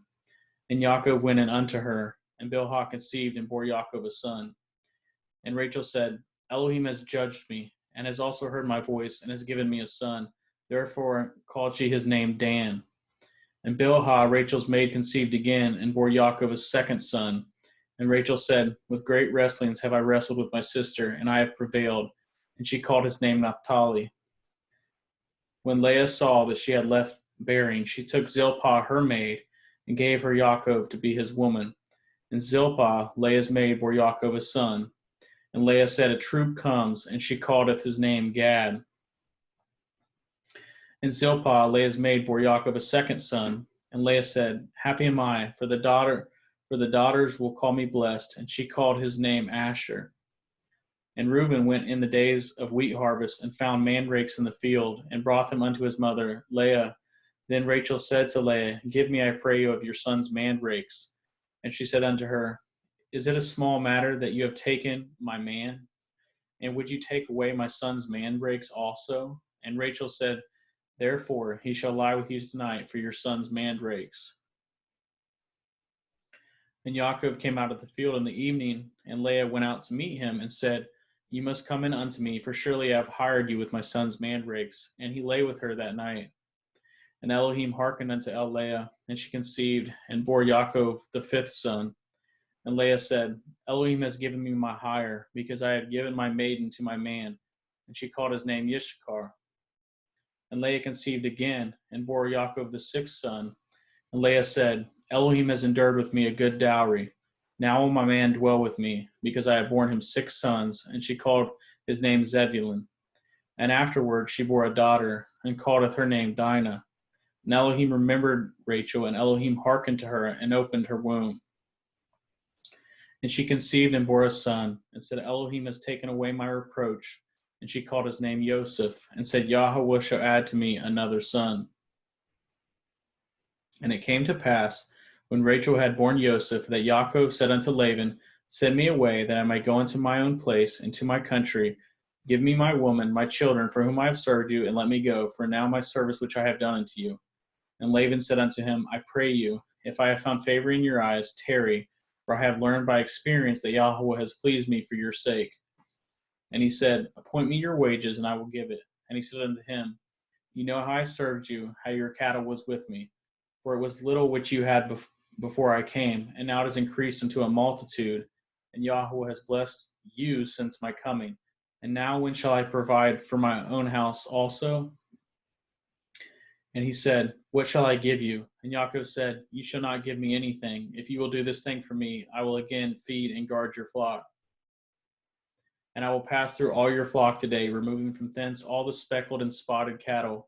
and all the brown cattle among the sheep, and the spotted and speckled among the goats, and of such shall be my hire. So shall my righteousness answer for me in time to come, when it shall come for my hire before your face. Everyone that is not speckled and spotted among the goats, and brown among the sheep, that shall be counted stolen with me. And Laban said, Behold, I would it might be according to your word. And he removed that day the he-goats that were ring-straked and spotted, all the she-goats that were speckled and spotted, every one that had some white in it, and all the brown among the sheep, and gave them into the hand of his sons. And he set 3 days' journey betwixt himself and Yaakov fed the rest of Laban's flocks. And Yaakov took him rods of green poplar, and of hazel and chestnut tree, and pilled white strakes in them, and made the white appear which was in the rods. And he set the rods which he had pilled before the rocks and the gutters and the watering troughs when the flocks came to drink, that they should conceive when they came to drink. And the flocks conceived before the rods, and brought forth cattle ring-straked, speckled, and spotted. And Yaakov did separate the lambs, and set the faces of the flocks toward the ring-straked, and all the brown in the flock of Laban. And he put his own flocks by themselves, and put them not unto Laban's cattle. And it came to pass, whensoever the stronger cattle did conceive, that Yaakov laid the rods before the eyes of the cattle in the gutters, that they might conceive among the rods. But when the cattle were feeble, he put them not in. So the feebler were Laban's, and the stronger Yaakov's. And the man increased exceedingly, and had much cattle, and maidservants, and men servants, and camels, and asses. Genesis chapter 31. And he heard the words of Laban's son, saying, Yaakov has taken away all that was our father's, and of that which was our father's has he gotten all his glory. And Yaakov beheld the countenance of Laban, and behold, it was not toward him as before. And Yahweh said unto Yaakov, Return unto the land of your fathers, and to your kindred, and I will be with you. And Yaakov sent and called Rachel and Leah to the field unto his flock, and said unto them, I see your father's countenance, that is not toward me as before. But the Elohim of my father has been with me. And ye know that with all my power I have served your father. And your father has deceived me. I changed my wages 10 times, but Elohim suffered him not to hurt me. If he said thus, the speckled shall be your wages, then all the cattle bore speckled. And if he said thus, the ring-straked shall be your hire, then bore all the cattle ring-straked. Thus Elohim has taken away the cattle of your father and given them to me. And it came to pass at that time that the cattle conceived, that I lifted up my eyes, and I saw in a dream, and behold, the rams which leaped upon the cattle were ring-straked, speckled, and grizzled. And the angel of Elohim spoke unto me in a dream, saying, Yaakov. And I said, Here am I. And he said, Lift up now your eyes and see. All the rams which leap upon the cattle are ring-straked, speckled, and grizzled, for I have seen all that Laban does unto you. I am the Elohim of Bethel, where you anointed the pillar, and where you vowed a vow unto me. Now arise, get you out from this land, and return unto the land of your kindred. And Rachel and Leah answered and said unto him, Is there yet any portion or inheritance for us in our father's house? Are we not counted of him strangers? For he has sold us, and has quite devoured also our money. For all the riches which Elohim has taken from our father, that is ours, and our children's. Now then, whosoever Elohim has said unto you, do.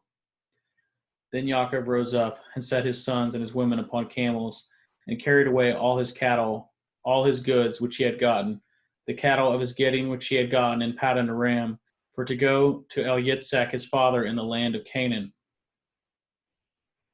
And Laban went to shear his sheep, and Rachel had stolen the teraphim that were her father's. And Yaakov stole away if unawares to Laban the Aramean, in that he told him not that he had fled. So he fled with all that he had, and he rose up and passed over the river, and set his face toward Mount Gilead. And it was told Laban on the 3rd day that Yaakov was fled. And he took his brethren with him, and pursued after him 7 days' journey, and they overtook him at Mount Gilead. And Elohim came to Laban the Aramean in a dream by night, and said unto him, Take heed that you speak not to Yaakov, either good or bad. Then Laban overtooketh Yaakov. Now Yaakov had pitched his tent in the mount, and Laban and his brethren pitched in the mount of Gilead. And Laban said to Yaakov, What have you done, that you have stolen away unawares to me, and carried away my daughters as captives taken with the sword? Wherefore did you flee away secretly and steal away from me, and did not tell me, that I might have sent you away with mirth and with songs and with tabret and with harp? And you have not suffered me to kiss my sons and my daughters. You have now done foolishly in so doing. It is in the power of my hand to do you hurt. But the Elohim of your father spoke unto me yesternight, saying, Take heed that you speak not to Yaakov either good or bad. And now, though you would needs be gone, because you are sore longed after your father's house, yet wherefore have you stolen my Elohim? And Yaakov answered and said to Laban, Because I was afraid, for I said, Perchance you would take by force your daughters from me. With whomsoever you find your Elohim, let him not live. Before our brethren, discern what is yours with me, and take it to you. For Yaakov knew not that Rachel had stolen them. And Laban went into Yaakov's tent, and into Leah's tent, and into the two maidservants' tents, but he found them not. Then went he out of Leah's tent, and entered into Rachel's tent. Now Rachel had taken at the teraphim, and put them in the camel's furniture, and sat upon them. And Laban searched all the tent, but found them not. And she said to her father, Let it not displease my lord that I cannot rise up before you, for the custom of women is upon me. And he searched, but found not the teraphim. And Yaakov was wroth, and chode with Laban. And Yaakov answered and said to Laban, What is my transgression? What is my sin that you have so hotly pursued after me? Whereas you have searched all my stuff, what you have found of all your household stuff, set it here before my brethren and your brethren, that you may judge betwixt us both. This 20 years have I been with you. Your ewes and your she-goats have not cast their young, and the rams of your flock have I not eaten. That which was torn of beast I brought not unto you. I bore the loss of it. Of my hand did you require it, whether stolen by day or stolen by night. Thus I was in the day the drought consumed me, and the frost by night, and my sleep departed from my eyes. Thus have I been 20 years in your house. I served you 14 years for your 2 daughters, and 6 years for your cattle, and you have changed my wages 10 times. Except the Elohai of my father, the Elohai of Abraham, and the fear of Yitzhak had been with me, surely you had sent me away now empty. Elohim has seen my affliction and the labor of my hands, and rebuked you yesternight.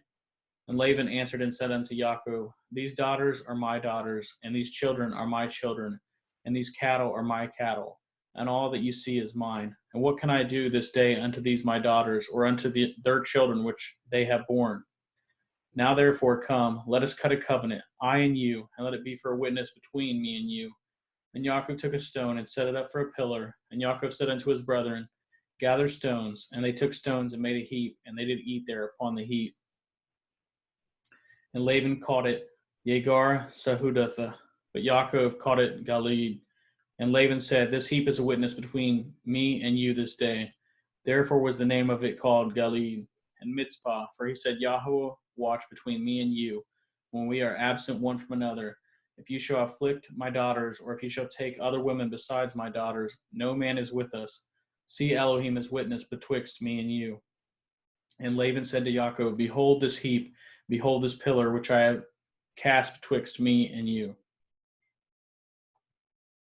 And Laban said to Yaakov, Behold this heap, and behold this pillar, which I have cast betwixt me and you. This heap be witness, and this pillar be witness, that I will not pass over this heap to you, and that you shall not pass over this heap and this pillar unto me for harm. The Elohai of Abraham, the Elohai of Nachor, the Elohai of their father judge betwixt us. And Yaakov swore by the fear of his father Yitzhak. Then Yaakov offered a sacrifice upon the mount, and called his brethren to eat bread. And they did eat bread, and tarried all night in the mount. And early in the morning Laban rose up and kissed his sons and his daughters, and blessed them. And Laban departed and returned unto his place. Genesis chapter 32. And Yaakov went on his way, and the angels of Elohim met him. And when Yaakov saw them, he said, This is Elohim's host. And he called the name of that place Mach Anim. And Yaakov sent messengers before him to Esau his brother unto the land of Seir, the country of Edom.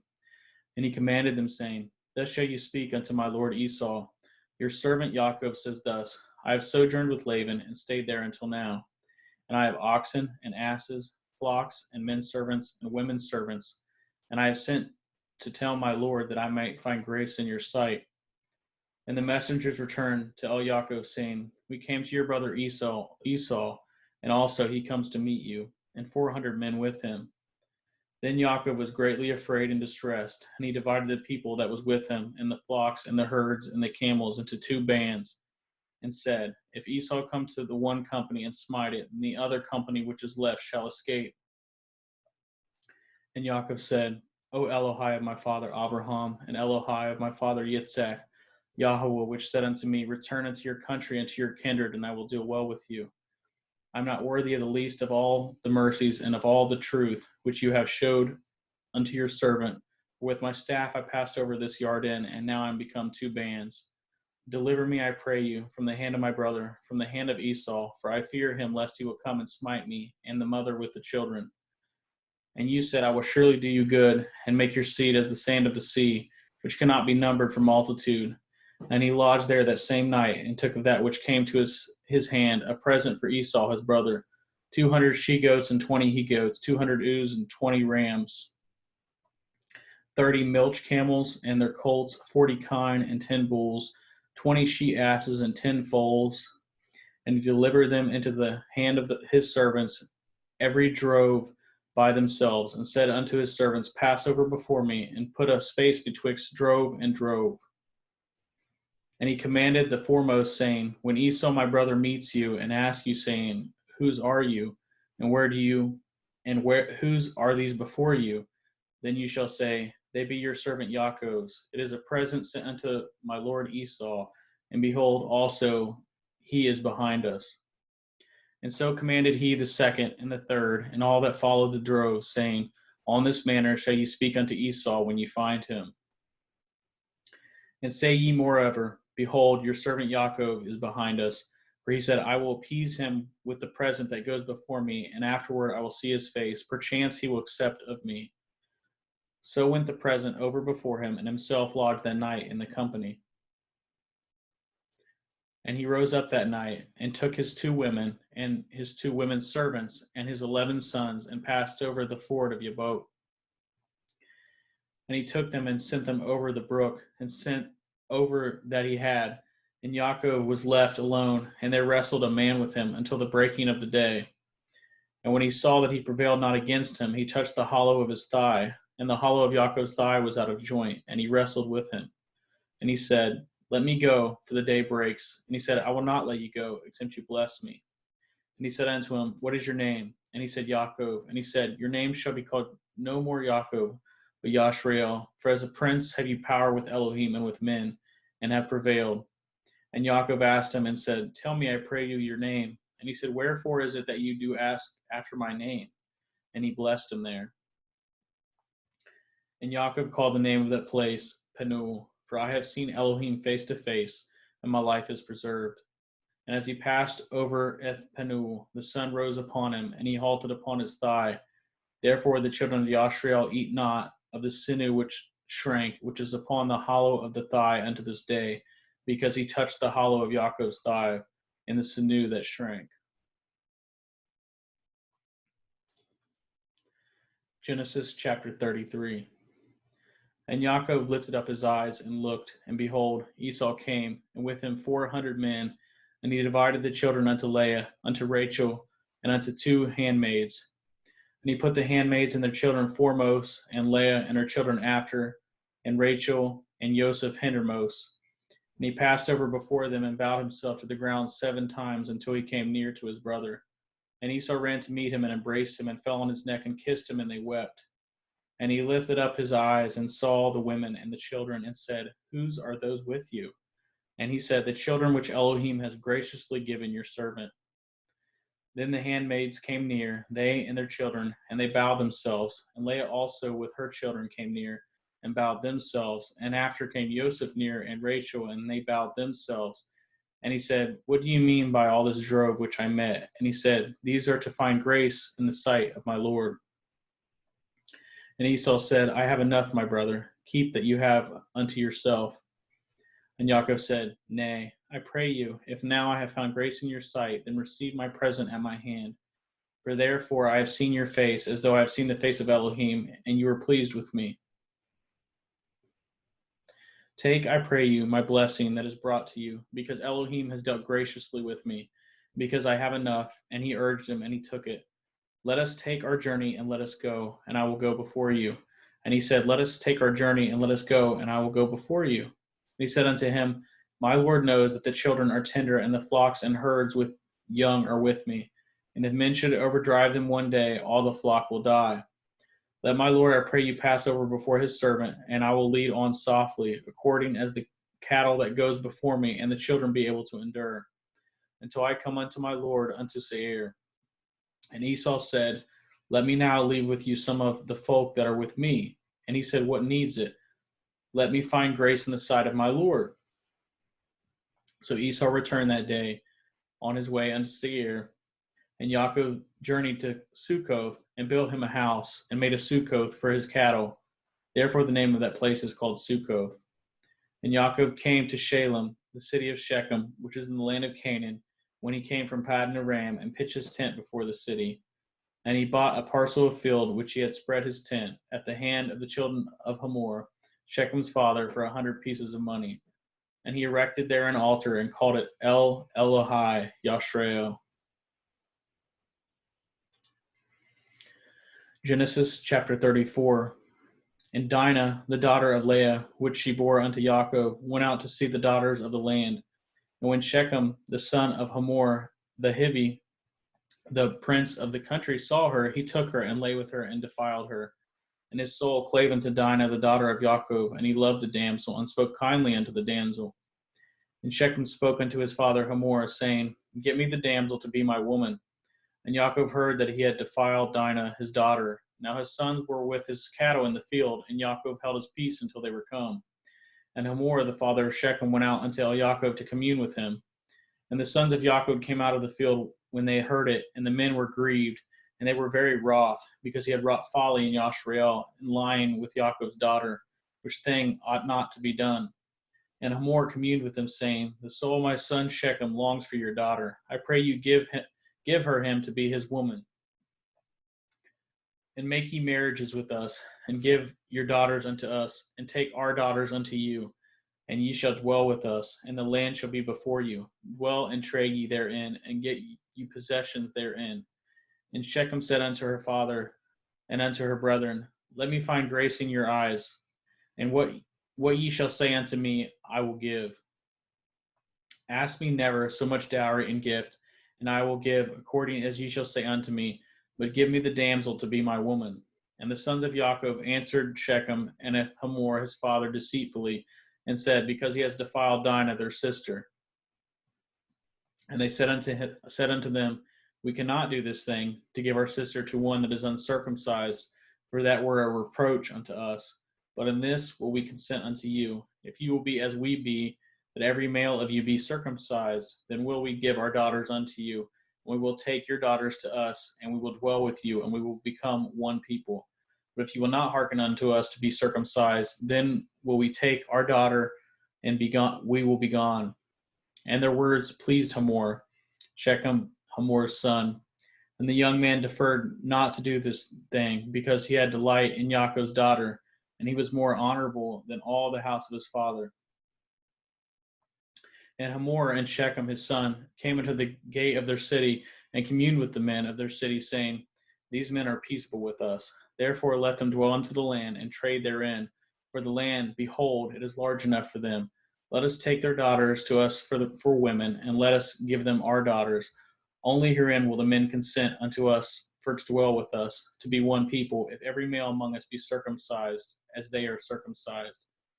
Shall not their cattle and their substance and every beast of theirs be ours? Only let us consent unto them, and they will dwell with us. And unto Hamor and unto Shechem his son hearkened all that went out of the gate of his city. And every male was circumcised, all that went out of the gate of his city. And it came to pass on the third day, when they were sore, that the two sons of Yaakov, Shimon and Levi, Dinah's brethren, took each man his sword, and came upon the city boldly, and slew all the males. And they slew Hamor and Shechem his son with the edge of the sword, and took Dinah out of Shechem's house, and went out. The sons of Yaakov came upon the slain, and spoiled the city, because they had defiled their sister. They took their sheep, their oxen, their asses, and that which was in the city, and that which was in the field, and all their wealth, and all their little ones. The women took they captive, and spoiled even all that was in the house. And Yaakov said to Shimon and Levi, Ye have troubled me to make me to stink among the inhabitants of the land, among the Canaanim and the Perizim, and I being few in number, they shall gather themselves together against me and slay me, and I shall be destroyed, I and my house. And they said, Should he deal with our sister as with a harlot?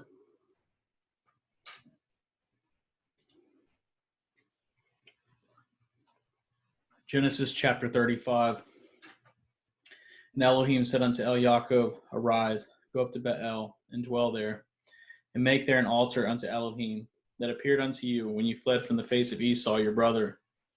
Then Yaakov said unto his household, and to all that were with him, Put away the strange Elohai that are among you, and be clean, and change your garments. And let us arise, and go up to Bethel. I will make you there an altar unto Elohim, who answered me in the day of my distress, and was with me in the way which I went. And they gave unto Yaakov all the strange Elohai which were in their hand, and all their earrings which were in their ears. And Yaakov hid them under the oak which was by Shechem. And they journeyed, and the terror of Elohim was upon the cities that were round about them, and they did not pursue after the sons of Yaakov. So Yaakov came to Luz, which is in the land of Canaan, that is, Bethel, he and all the people that were with him. And he built there an altar, and called the place El Bethel, because there Elohim appeared unto him, when he had fled from the face of his brother. But Deborah, Rivkah's nurse, died, and she was buried beneath Bethel under an oak, and the name of it was called Alon Bakuth. And Elohim appeared unto Yaakov again when he came out of Paddan Aram, and blessed him. And Elohim said unto him, Your name is Yaakov. Your name shall not be called any more Yaakov, but Yashrael be your name. And he called his name Yashrael. And Elohim said unto him, I am El Shaddai, be fruitful and multiply. A nation and a company of nations shall be of you, and kings shall come out of your loins. And the land which I gave Abraham and Yitzhak to you, I will give it, and to your seed after you will I give the land. And Elohim went up from him in the place where he talked with him, and Yaakov set up a pillar in the place where he talked with him, even a pillar of stone, and he poured a drink offering thereon, and he poured oil thereon. And Yaakov called the name of the place where Elohim spoke with him, Bethel. And they journeyed from Bethel, and there was but a little way to come to Ephrath. And Rachel travailed, and she had hard labor. And it came to pass, when she was in hard labor, that the midwife said unto her, Fear not, you shall have this son also. And it came to pass, as her soul was in departing, for she died, that she called his name Benoni, but his father called him Benjamin. And Rachel died, and was buried in the way to Ephrath, which is Bethlehem. And Yaakov set a pillar upon her grave, that is the pillar of Rachel's grave, unto this day. And Yashrael journeyed, and spread his tent beyond Migdal Eder. And it came to pass, when Yashrael dwelt in that land, that Reuben went and lay with Bilhah, his father's concubine, and Yashrael heard it. Now the sons of Yaakov were 12. The sons of Leah, Reuben, Yaakov's firstborn, and Shimon, and Levi, and Yehuda, and Issachar, and Zebulun. The sons of Rachel, Joseph, and Benjamin. And the sons of Bilhah, Rachel's handmaid, Dan, and Naphtali. And the sons of Zilpah, Leah's handmaid, Gad, and Asher. These are the sons of Yaakov, which were born to him in Paddan Aram. And Yaakov came unto Yitzhak his father, unto Mamre, unto Kit Arba, which is in Hebron, where Abraham and Yitzhak sojourned. And the days of Yitzhak were 104 years. And Yitzhak gave up his ruach, and he died, and was gathered unto his people, being old and full of days. And his sons Esau and Yaakov buried him.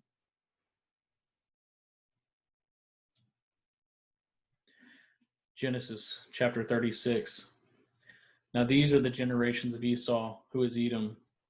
Esau took his woman of the daughters of Canaan, Adah, the daughter of Elon, the Hittite, and Eth Oholibamah, the daughter of Anah, the daughter of Sivan, the Hivi, and Eth Basmath, Ishmael's daughter, sister of Naboth, and Adah bore to Esau Eliphaz, and Basmath bore Eth Reuel, and Eth Oholibamah bore Eth Yeish, and Eth Ya'alam, and Eth Korah.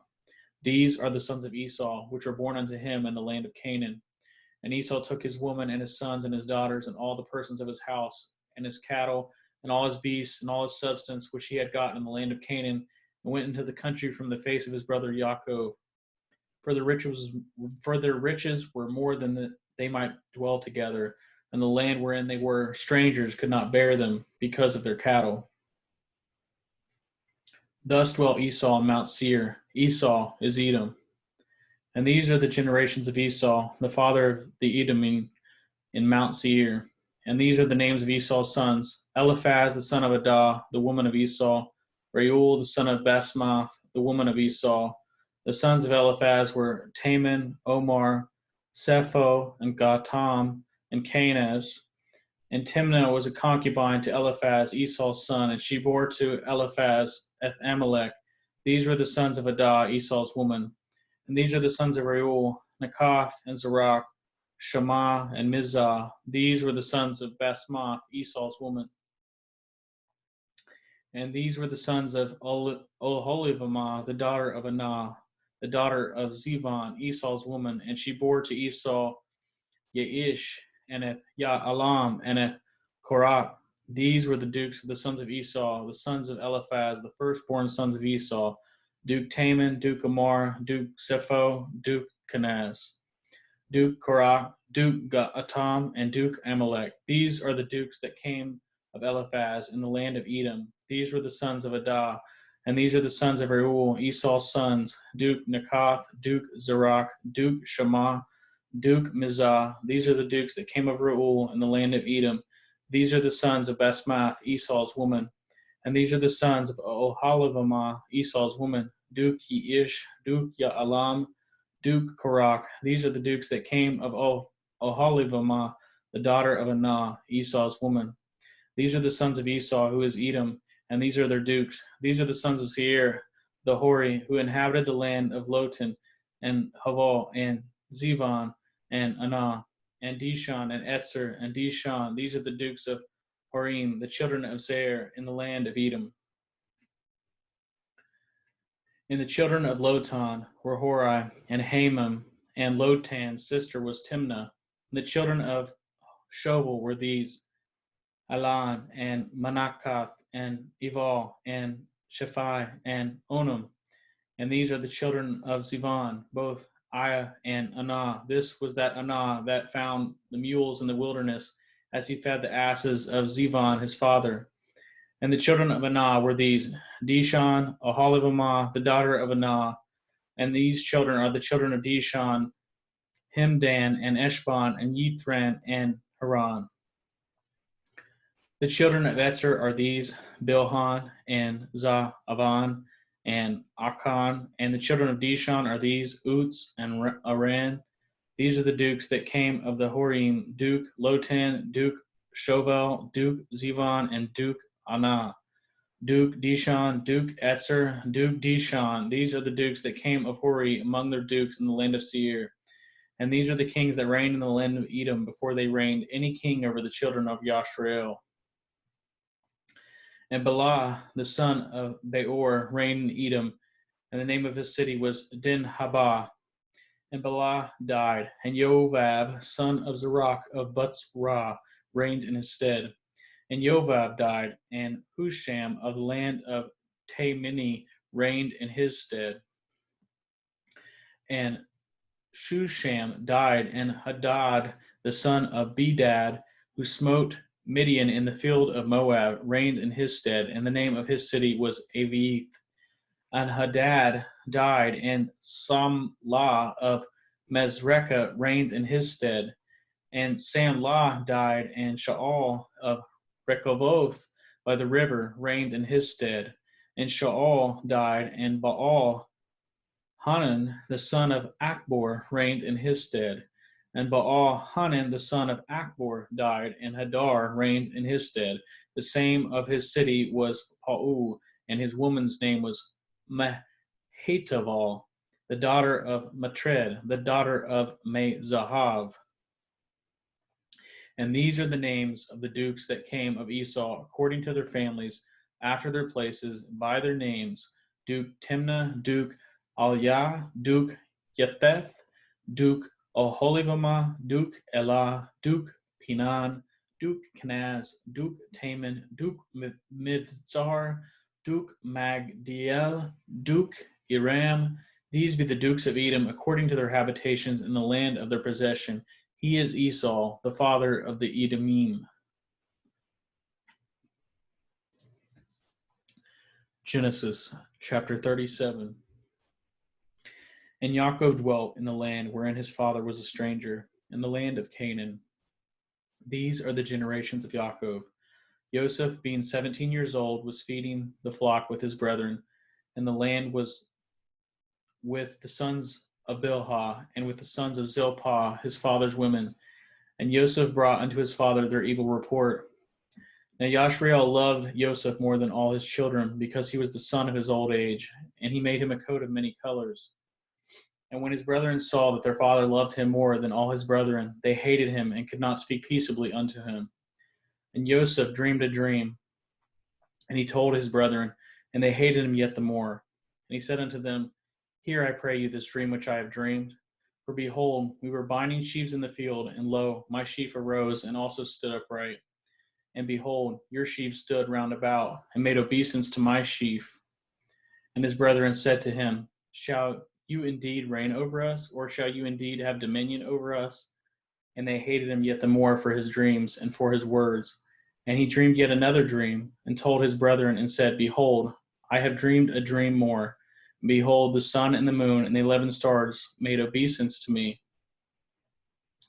And he told it to his father and to his brethren. And his father rebuked him, and said unto him, What is this dream that you have dreamed? Shall I and your mother and your brethren indeed come down to bow down ourselves to you to the earth? And his brethren envied him, but his father observed the saying. And his brethren went to feed their father's flock in Shechem. And Yashrael said unto Joseph, Do not your brethren feed the flock in Shechem? Come, and I will send you unto them. And he said to him, Here am I. And he said to him, Go, I pray you, see whether it be well with your brethren, and well with the flocks, and bring me word again. So he sent him out of the valley of Hebron, and he came to Shechem. And a certain man found him, and behold, he was wandering in the field. And the man asked him, saying, What do you seek? And he said, I seek my brethren. Tell me, I pray you, where they feed their flocks. And the man said, They departed hence, for I heard them say, Let us go to Dothan. And Joseph went after his brethren, and found them in Dothan. And when they saw him afar off, even before he came near unto them, they conspired against him to slay him. And they said one to another, Behold, this dreamer comes. Come now, therefore, and let us slay him, and cast him into some pit, and we will say, Some evil beast has devoured him, and we shall see what will become of his dreams. And Reuben heard it, and he delivered him out of their hands, and he said, Let us not kill him. And Reuben said unto them, Shed no blood, but cast him into this pit that is in the wilderness, and lay no hand upon him, that he might rid him out of their hands to deliver them to his father again. And it came to pass, when Joseph was come unto his brethren, they stripped Joseph out of his coat of many colors that was on him, and they took him and cast him into a pit, and the pit was empty, there was no water in it. And they sat down to eat bread, and they lifted up their eyes and looked, and behold, a company of Ishmaelim came from Gilead with their camels, bearing spicery and balm and myrrh, going to carry it down to Mitzrayim. And Yehudah said unto his brethren, What profit is it if we slay our brother and conceal his blood? Come, and let us sell him to the Ishmaelim, and let us not our hand be upon him, for he is our brother and our flesh. And his brethren were content. Then there passed by Midianim merchantmen, and they drew and lifted up Joseph out of the pit, and sold Joseph to the Ishmaelim for 20 pieces of silver, and they brought Joseph into Mitzrayim. And Reuben returned to the pit, and behold, Joseph was not in the pit, and he rent his clothes. And he returned unto his brethren, and said, This child is not, and I, whither shall I go? And they took Joseph's coat, and killed a kid of the goats, and dipped the coat in the blood. And they sent the coat of many colors, and they brought it to their father, and said, This have we found. Know now whether it be your son's coat or no. And he knew it, and said, It is my son's coat. An evil beast has devoured him. Joseph is without doubt rent in pieces. And Yaakov rent his clothes, and put sackcloth upon his loins, and mourned for his son many days. And all his sons And all his daughters rose up to comfort him, but he refused to be comforted. And he said, For I will go down into Sheol unto my son mourning. Thus his father wept for him.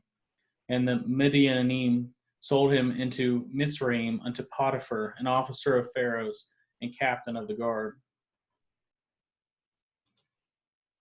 Genesis chapter 38. And it came to pass at that time that Yehudah went down from his brethren and turned into a certain Adulami, whose name was Hiriah. And Yehudah saw there a daughter of a certain Canaanite, whose name was Shuach.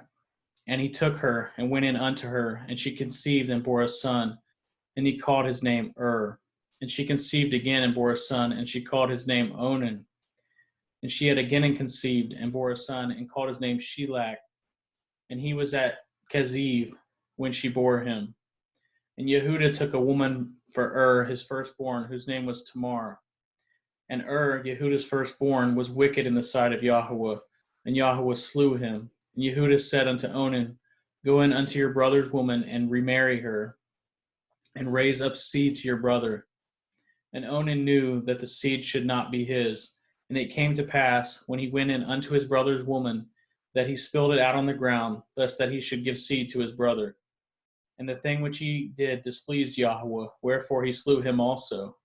Then said Yehudah to Tamar, his daughter-in-law, Remain a widow at your father's house, till Shelach my son be grown. For he said, Lest perchance he die also, as his brethren did. And Tamar went and dwelt in her father's house.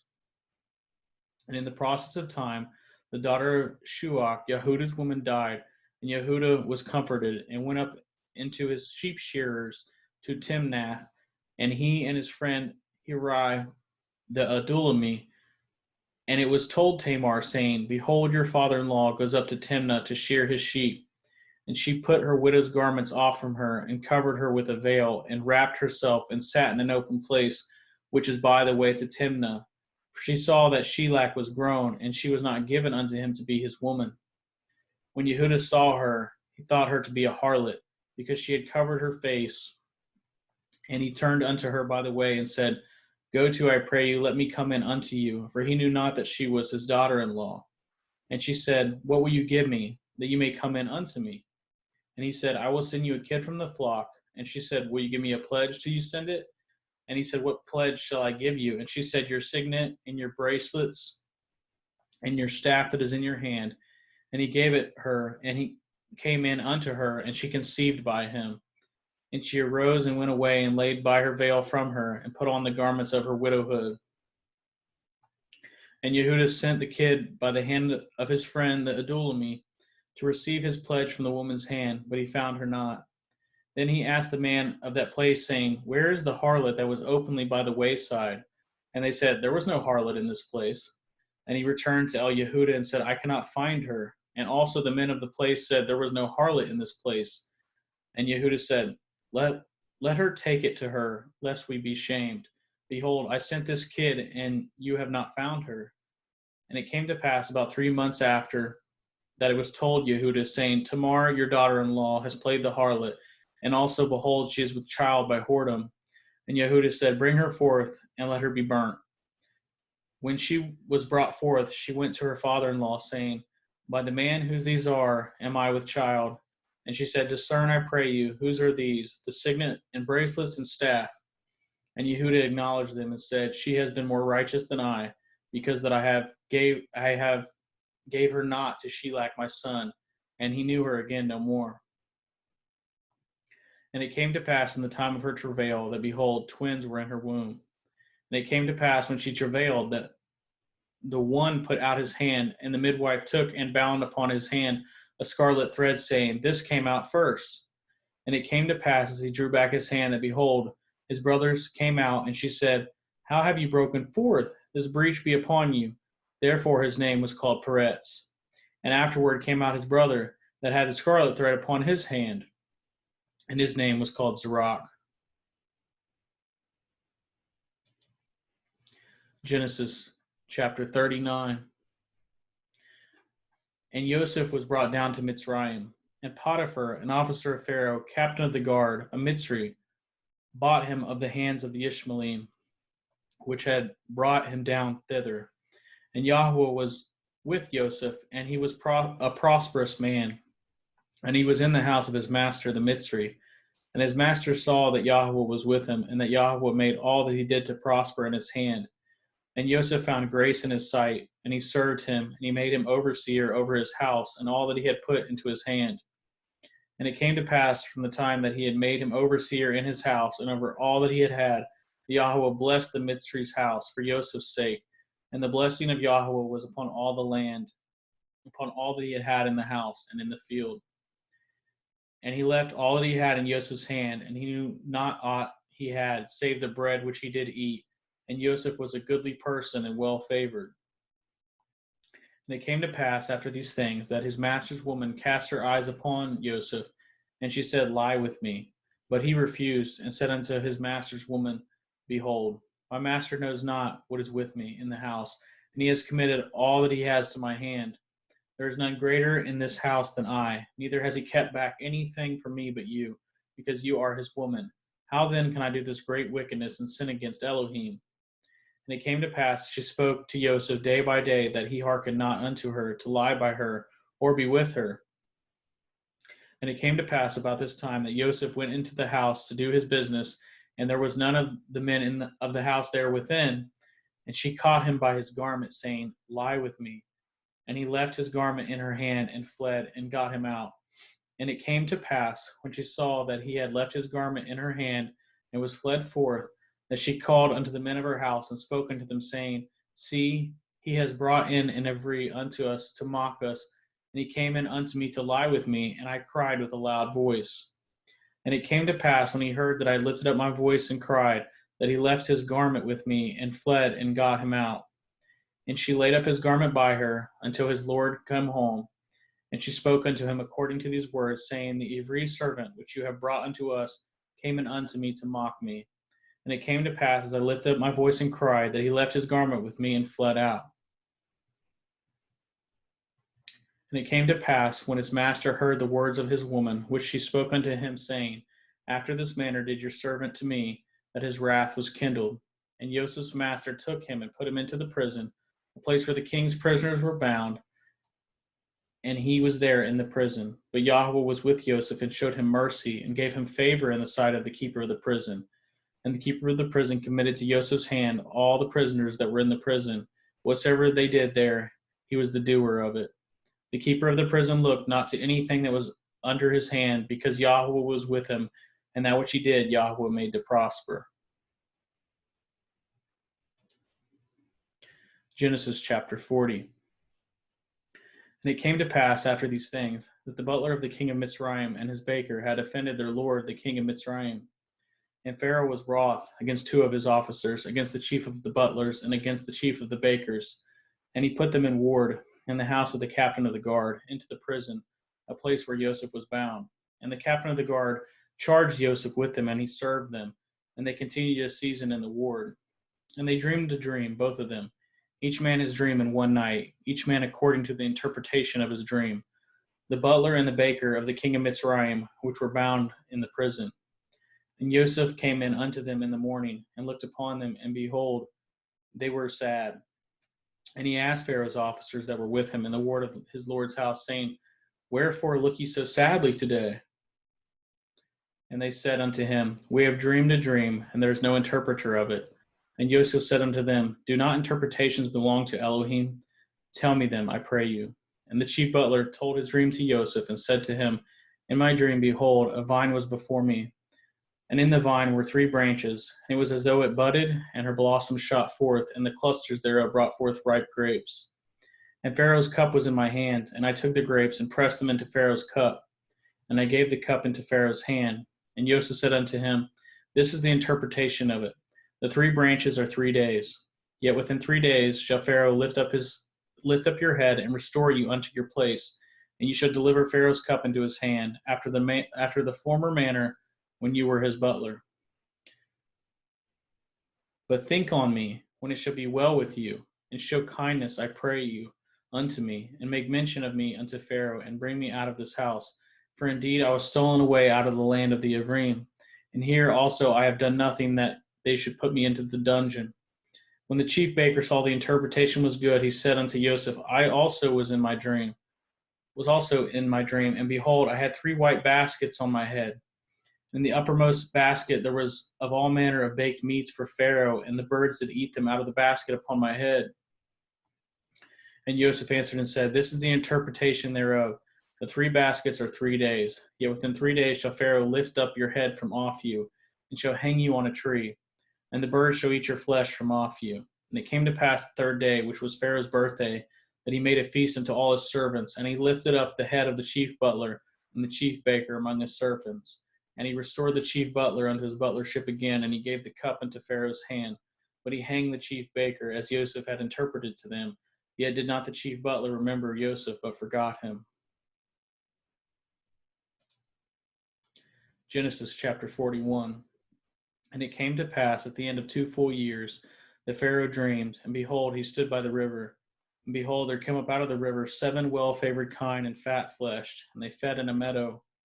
And behold, 7 other kine came up after them out of the river, ill-favored and lean-fleshed, and stood by the other kine upon the brink of the river. And ill-favored and lean-fleshed kine did eat up the 7 well-favored and fat kine. So Pharaoh awoke. And he slept and dreamed the 2nd time. And behold, 7 ears of grain come up upon one stalk, rank and good. And behold, 7 thin ears and blasted with yeast, and sprung up after them. And the 7 thin ears devoured the 7 rank and full ears. And Pharaoh awoke, and behold, it was a dream. And it came to pass in the morning that his ruach was troubled. And he sent and called for all the magicians of Mitzrayim, all the wise men thereof. And Pharaoh told them his dream, but there was none that could interpret them unto Pharaoh. Then spoke the chief butler unto Pharaoh, saying, I do remember my faults this day. Pharaoh was wroth with his servants, and put me in ward in the captain of the guard's house, both me and the chief baker. And we dreamed a dream in one night, I and he. We dreamed each man according to the interpretation of his dream. And there was there with us a young man, and every servant to the captain of the guard. And we told him, and he interpreted to us our dreams. To each man according to his dream he did interpret. And it came to pass, as he interpreted to us, so it was me he restored into my office, and him he hanged. Then Pharaoh sent and called Joseph, and they brought him hastily out of the dungeon, and he shaved himself, and changed his raiment, and came in unto Pharaoh. And Pharaoh said unto Joseph, I have dreamed a dream, and there is none that can interpret it. And I have heard say of you that you can understand a dream to interpret it. And Joseph answered Pharaoh, saying, It is not in me. Elohim shall give Pharaoh an answer of peace. And Pharaoh said unto Joseph, In my dream, behold, I stood upon the bank of a river, and behold, there came up of the river 7 kine, fat-fleshed and well-favored, and they fed in a meadow. And behold, 7 other kine came up after them, poor and very ill-favored and lean-fleshed, such as I never saw in all the land of Mitzrayim for badness.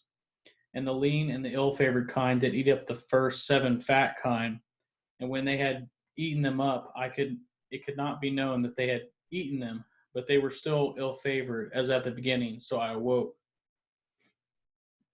And I saw in my dream, and behold, 7 ears came up in one stalk, full and good. And behold, 7 ears with withered, thin, and blasted with the east wind sprung up after them. And the thin ears devoured the 7 good ears. And I told this unto the magicians, but there was none that could declare it unto me.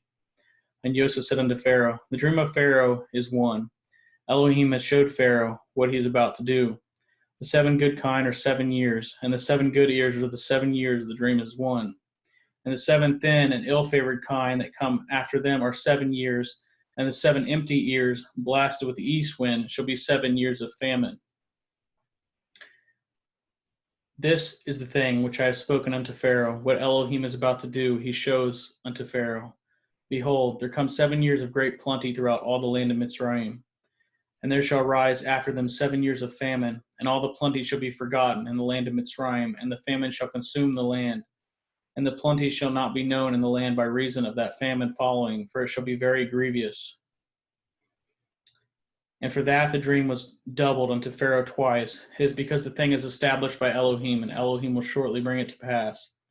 Now therefore let Pharaoh look out a man discreet and wise, and set him over the land of Mitzrayim. Let Pharaoh do this, and let him appoint officers over the land, and take up the 5th part of the land of Mitzrayim in the 7 plenteous years. and let them gather all the food of those good years that come, and lay up grain under the hand of Pharaoh, and let them guard food in the cities. And that food shall be for store to the land against the 7 years of famine, which shall be in the land of Mitzrayim, that the land perish not through famine. The thing was good in the eyes of Pharaoh, and the eyes of all his servants. And Pharaoh said unto his servants, Can we find such a one as this, a man in whom the Ruach Elohim is? And Pharaoh said unto Joseph, For as much as Elohim has showed you all this, there is none so discreet and wise as you are. You shall be over my house, and according to your word shall all my people be ruled. Only in the throne will I be greater than you. And Pharaoh said unto Joseph, See, I have set you over all the land of Mitzrayim. And Pharaoh took off his ring from his hand, and put it upon Joseph's hand, and arrayed him in vestures of fine linen, and put a gold chain about his neck. And he made him to ride in the second chariot which he had, and they cried before him, Bow the knee.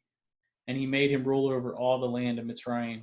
And Pharaoh said unto Joseph, I am Pharaoh, and without you shall no man lift up his hand or his foot in all the land of Mitzrayim.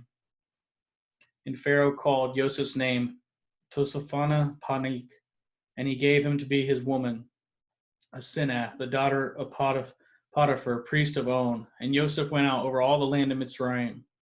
And Joseph was 30 years old when he stood before Pharaoh, king of Mitzrayim. And Joseph went out from the presence of Pharaoh, and went throughout all the land of Mitzrayim. And in the 7 plenteous years the earth brought forth by handfuls. And he gathered up all the food of the 7 years which were in the land of Mitzrayim, and laid up the food in the cities, and the food of the fields which was round about every city, laid he up in the same. And Joseph gathered grain as the sand of the sea, very much, until he left numbering, for it was without number.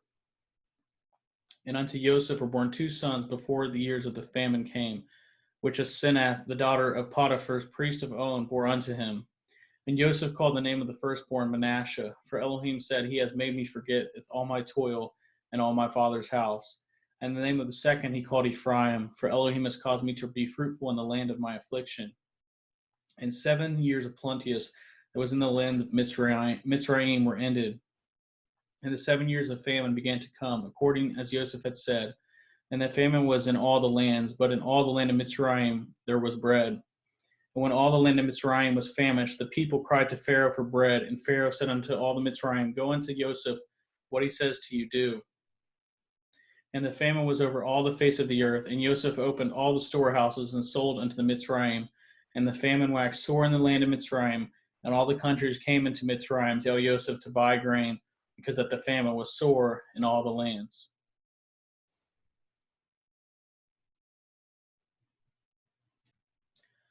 Genesis chapter 42. Now when Yaakov saw that there was grain in Mitzrayim, Yaakov said unto his sons, Why do you look one upon another? And he said, Behold, I have heard that there is grain in Mitzrayim. Get you down thither, and buy for us from thence, that we may live and not die. And Joseph's 10 brethren went down to buy grain in Mitzrayim. But of Benjamin, Joseph's brother, Yaakov sent not with his brethren, for he said, Lest perchance mischief befall him. And the sons of Yashriel came to buy grain among those that came, for the famine was in the land of Canaan. And Joseph was the governor over the land, and he said it was that sold to all the people of the land. And Joseph's brethren came and bowed themselves before him with their faces to the earth. And Joseph saw his brethren, and he knew them, but made himself strange unto them, and spoke roughly unto them. And he said unto them, Whence come ye? And they said, From the land of Canaan to buy food. And Joseph knew his brethren, but they knew not him. And Joseph remembered the dreams which he dreamed of them, and said unto them, Ye are spies, to see the nakedness of the land ye are come. And they said unto him, Nay, my lord, but to buy food are your servants come. We are all one man's sons. We are true men. Your servants are no spies. And he said unto them, Nay, but to see the nakedness of the land ye are come. And they said, Your servants are 12 brethren, the sons of one man in the land of Canaan. And behold, the youngest is this day with our father, and one is not. And Joseph said unto them, That is it that I spoke unto you, saying, Ye are spies. Hereby ye shall be proved. By the life of Pharaoh ye shall not go forth hence. Exempt your youngest brother, come hither. Send one of you, and let him fetch your brother, and ye shall be kept in prison, that your words may be proved, whether there be any truth in you, or else by the life of Pharaoh surely ye are spies. And he put them all together into ward 3 days. And Joseph said unto them the third day, This do, and live, for I fear Elohim. If ye be true men, let one of your brethren be bound in the house of your prison. Go ye, carry grain for the famine of your house. But bring your youngest brother unto me, so shall your words be verified, and ye shall not die. And they did so. And they said one to another, We are truly guilty concerning our brother, and that we saw the anguish of his soul when he besought us, and we would not hear. Therefore, in his distress, come upon us. And Reuben answered them, saying, Spoke I not unto you, saying, Do not sin against the child? And you would not hear. Therefore, behold, also his blood is required. And they knew not that Joseph understood them, for he spoke unto them by an interpreter. And he turned himself about from them, and wept, and returned to them again, and communed with them, and took from them Shimon, and bound him before their eyes. And Joseph commanded to fill their sacks with grain, and to restore every man's money into his sack, and to give them provision for the way. And thus did he unto them. And they laded their asses with the grain, and departed thence. And as one of them opened his sack to give his ass provender in the inn, he espied his money, for behold, it was in his sack's mouth. And he said unto his brethren, My money is restored, and lo, it is even in my sack. And their hearts failed them, and they were afraid, saying one to another, What is this that Elohim has done unto us? And they came unto Jacob their father unto the land of Canaan, and told him all that befell unto them, saying, The man who is the Lord of the land spoke roughly unto us, and took us for spies of the country. And we said unto him, We are true men, we are no spies. We be 12 brethren, sons of our father. One is not, and the youngest is this day with our father in the land of Canaan. And the man, the Lord of the country, said unto us, Hereby shall I know that ye are true men. Leave one of your brethren here with me, and take food for the famine of your households, and be gone.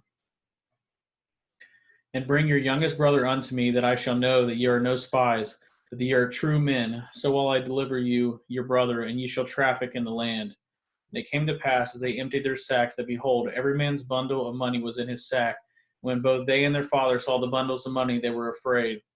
And Jacob their father said unto them, Me have ye bereaved of my children. Joseph is not, and Shimon is not, and you will take Benjamin away. All these things are against me. And Reuben spoke unto his father, saying, Slayeth my 2 sons, if I bring him not to you. Deliver him into my hand, and I will bring him to you again. And he said, My son shall not go down with you, for his brother is dead, and he is left alone. If mischief befall him by the way in the which ye go, then shall you bring down my gray hairs with sorrow to Sheol. Genesis chapter 43. And the famine was sore in the land. And it came to pass, when they had eaten up the grain which they had bought out of the Mitzrayim, their father said unto them, Go again, buy us a little food. And Yehudah spoke unto him, saying, The man did solemnly protest unto us, saying, Ye shall not see my face, except your brother be with you. And if you will send our brother with us, we will go down and buy you food. But if you will not send him, we will not go down. For the man said unto us, Ye shall not see my face, except your brother be with you.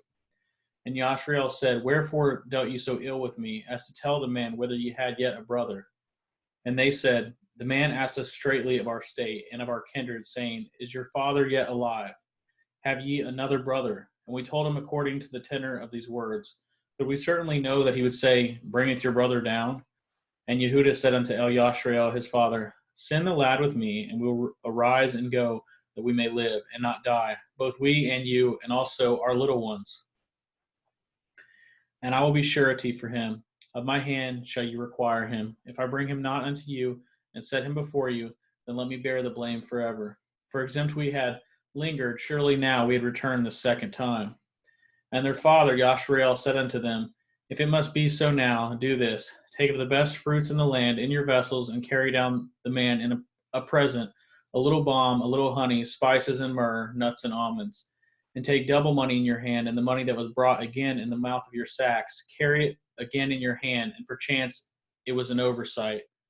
Take also your brother, and arise, go again unto the man. And El Shaddai give you mercy before the man, that he may send away your other brother, Eth Benjamin. If I be bereaved of my children, I am bereaved. And the men took that present, And they took double money in their hand, and Benjamin, and rose up and went down to Mitzrayim and stood before Joseph. And when Joseph saw Benjamin with them, he said to the ruler of his house, Bring these men home and slay, and make ready, for these men shall dine with me at noon. And the man did as Joseph bade, and the man brought the men into Joseph's house. And the men were afraid because they were brought into Joseph's house, and they said, Because of the money that was returned in our sacks, as the first time are we brought in, that he may seek occasion against us, and fall upon us, and take us for bondmen and our asses. And they came near to the steward of Joseph's house, and they communed with him at the door of the house, and said, O sir, we came indeed down at the first time to buy food. And it came to pass, when we came to the inn, that we opened our sacks, and behold, every man's money was in the mouth of his sack, our money in full weight, and we have brought it again in our hand.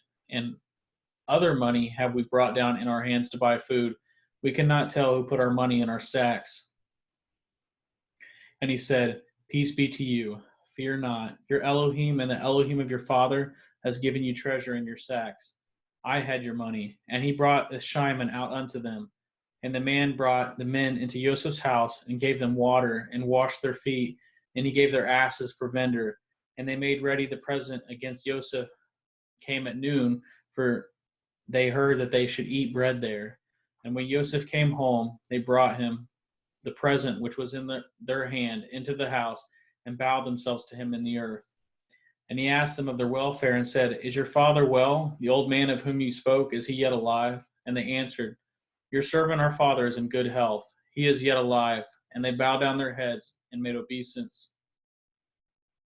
And he lifted up his eyes and saw his brother Benjamin and his mother's son, and said, Is this your younger brother of whom you spoke unto me? And he said, Elohim be gracious unto you, my son. And Joseph made haste, for his heart did yearn upon his brother, and he sought where to weep. And he entered into his chamber and wept there.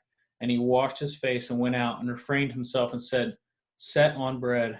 And they set on for him by himself, and for them by themselves, and for the Mitzrayim which did eat with him by themselves, because the Mitzrayim might not eat bread with the Ivrim, for that is an abomination unto the Mitzrayim. And they sat before him, the firstborn according to his birthright, and the youngest according to his youth. And the men marveled at one another. And he took and sent messes unto them from before him. But Benjamin's mess was 5 times so much as any of theirs.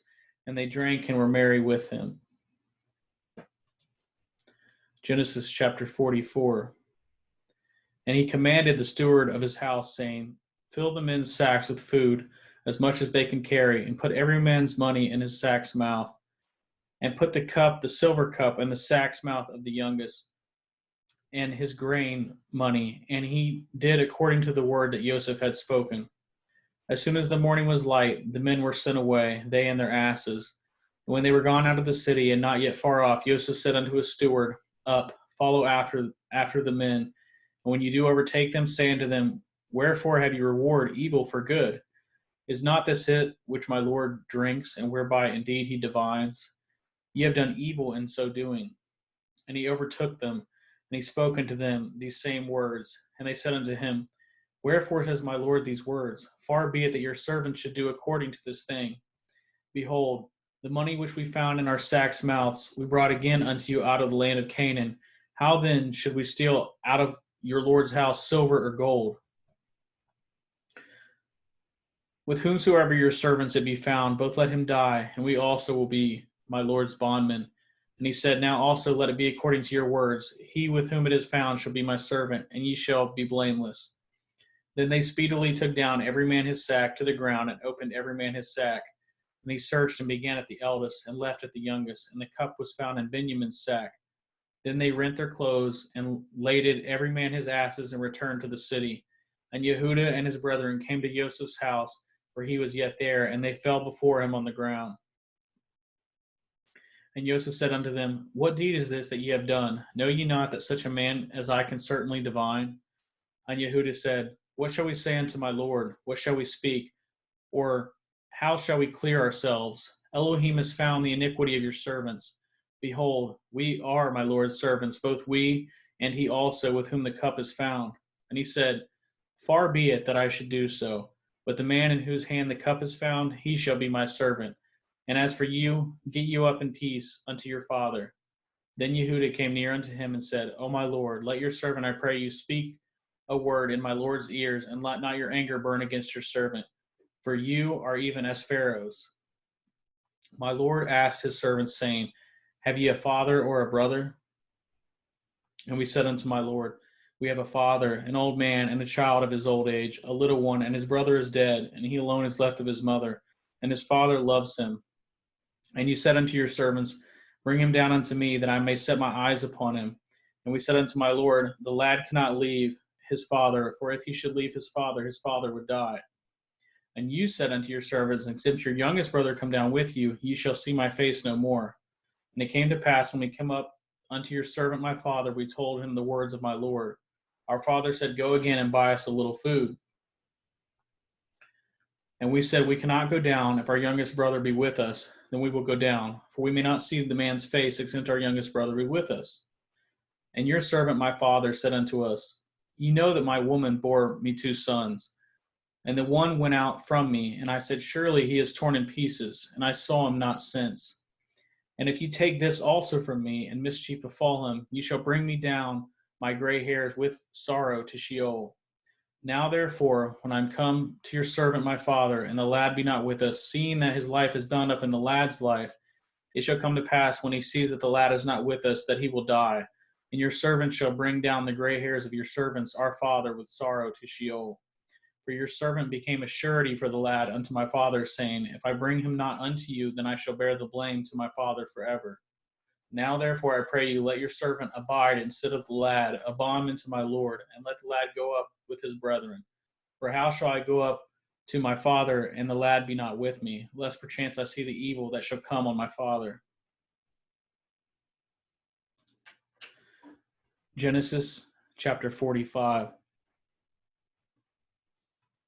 Then Joseph could not refrain himself before all them that stood by him, and he cried, Cause every man to go out from me. And there stood no man with him, while Joseph made himself known unto his brethren. And he wept aloud. And the Mitzrayim and the house of Pharaoh heard. And Joseph said unto his brethren, I am Joseph. Does my father yet live? And his brethren could not answer him, for they were troubled at his presence. And Joseph said unto his brethren, Come near to me, I pray you. And they came near. And he said, I am Joseph your brother, whom you sold into Mitzrayim. Now therefore be not grieved nor angry with yourselves that you sold me hither, for Elohim did send me before you to preserve life. For these 2 years has the famine been in the land, and yet there are 5 years in the which there shall neither be earing nor harvest. And Elohim sent me before you to preserve a posterity in the earth, and to save your lives by a great deliverance. So now it was not you that sent me hither, but Elohim, and he has made a father to Pharaoh, and the lord of his house, and ruler throughout all the land of Mitzrayim. Haste ye, and go up to my father, and say unto him, Thus says your son Joseph, Elohim has made me lord of all Mitzrayim. Come down unto me, tarry not. And ye shall dwell in the land of Goshen, and ye shall be near unto me, you and your children, and your children's children, and your flocks, and your herds, and all that you have. And there will I nourish you, for yet there are 5 years of famine, lest you and your household and all that you have come to poverty. And behold, your eyes see, and the eyes of my brother Benjamin, that is my mouth that speaks unto you. And ye shall tell my father all my glory in Mitzrayim, and all that ye have seen, and ye shall haste and bring down my father hither. And he fell upon his brother Benjamin's neck and wept, and Benjamin wept upon his neck. Moreover, he kissed all his brethren and wept upon them. And after that his brethren talked with him. And the fame thereof was heard in Pharaoh's house, saying, Joseph's brethren are come, and it pleased Pharaoh well, and his servants. And Pharaoh said unto Joseph, Say unto your brethren, This do ye, lade your beasts, and go, get you unto the land of Canaan, and take your father and your households, and come unto me, and I will give you the good of the land of Mitzrayim, and ye shall eat the fat of the land. Now you are commanded that this ye do. Take you wagons out of the land of Mitzrayim for your little ones and for your women, and bring your father, and come. Also, regard not your stuff, for the good of all the land of Mitzrayim is yours. And the children of Yashriel did so, and Joseph gave them wagons according to the commandment of Pharaoh, and gave them provision for the way. To all of them he gave each man changes of raiment, but to Benjamin he gave 300 pieces of silver and 5 changes of raiment. And to his father he sent after this manner: 10 asses laden with the good things of Mitzrayim, and 10 she-asses laden with the grain and bread and meat for his father by the way. So he sent his brethren away, and they departed. And he said unto them, See that ye fall not out by the way. And they went up out of Mitzrayim, and came into the land of Canaan, unto Yaakov their father, and told him, saying, Joseph is yet alive, and he is governor over all the land of Mitzrayim. And Yaakov's heart fainted, for he believed them not. And they told him all the words of Joseph, which he had said unto them. And when he saw the wagons which Joseph had sent to carry him, the ruach of Yaakov their father revived. And Yashriel said, It is enough. Joseph my son is yet alive. I will go and see him before I die. Genesis chapter 46. And Yashriel took his journey with all that he had, and came to Beersheba, and offered sacrifices unto the Elohim of his father Yitzhak. And Elohim spoke unto Yashriel in the visions of the night, and said, Yaakov, Yaakov. And he said, Here am I. And he said, I am El, the Elohai of your father. Fear not to go down into Mitzrayim, for I will there make of you a great nation. I will go down with you into Mitzrayim, and I will also surely bring you up again. And Joseph shall put his hand upon your eyes. And Yaakov rose up from Beersheba, and the sons of Yashriel carried Yaakov their father, their little ones, their women in the wagons which Pharaoh had sent to carry him. And they took their cattle and their goods, which they had gotten in the land of Canaan, and came into Mitzrayim, Yaakov and all his seed with him, his sons and his sons' sons with him, his daughters and his sons' daughters, and all his seeds brought he with him into Mitzrayim. And these are the names of the children of Yashriel, which came into Mitzrayim: Yaakov and his sons Reuben, Yaakov's firstborn, and the sons of Reuben, Hanok and Palu, Hetzron and Carmi, and the sons of Shimon, Yamul and Yamin and Ohad and Yakin and Sokar and Shaul, the son of a Canaanite woman, and the sons of Levi, Gershon, Kohath, Merari, and the sons of Yehuda, Onan, Shelach, and Peretz and Zerach. But and Onan died in the land of Canaan, and the sons of Peretz were Hetzron and Hamul. And the sons of Yissachar, Tola and Puah, and Yov and Shimron, and the sons of Zebulun, Sered and Elon, and Yachliel. These be the sons of Leah, which she bore unto Yaakov in Paddan Aram, with his daughter Dinah. All the souls of his sons and daughters were 33. And the sons of Gad, Cephon and Haggai, Shunai and Etzbon, Eri and Areli. And the sons of Asher, Yimnah and Yishva and Yishvi, and Beriah and Sirach, their sister, and the sons of Beriah and Hever and Malchiel. These are the sons of Zilpah, whom Laban gave to Leah his daughter, and these she bore unto Yaakov, even 16 souls. The sons of Rachel, Yaakov's woman, Joseph and Benjamin. And unto Joseph in the land of Mitzrayim were borneth Manasseh and Ephraim, which Asenath the daughter of Potiphar, priest of On, bore unto him. And the sons of Benjamin were Bela and Becher, and Ashbel, and Gera, and Naaman, and Eki, and Roosh, and Hupium, and Ard. These are the sons of Rachel, which were born to Yaakov. All the souls were 14. And the sons of Dan, Hushim, and the sons of Naphtali, Yachtziel, and Guni, and Yetzer, and Shelem. These are the sons of Bilhah, which Laban gave unto Rachel his daughter, and she bore these unto Yaakov. All these souls were 7. All the souls that came with Yaakov into Mitzrayim, which came out of his loins, beside Yaakov's sons, women, all these souls were 66. And the sons of Joseph, which born him in Mitzrayim, were 2 souls. All the souls of the house of Yaakov, which came into Mitzrayim, were 70. And he sent Yehuda before him unto Joseph to direct his face unto Goshen. And they came into the land of Goshen. And Joseph made ready his chariot, and went up to meet Yashriel his father to Goshen, and presented himself unto him. And he fell on his neck, and wept on his neck a good while. And Yashriel said unto Joseph, Now let me die, since I have seen your face, because you are yet alive. And Joseph said unto his brethren and unto his father's house, I will go up and show Pharaoh, and say unto him, My brethren and my father's house, which were in the land of Canaan, are come unto me.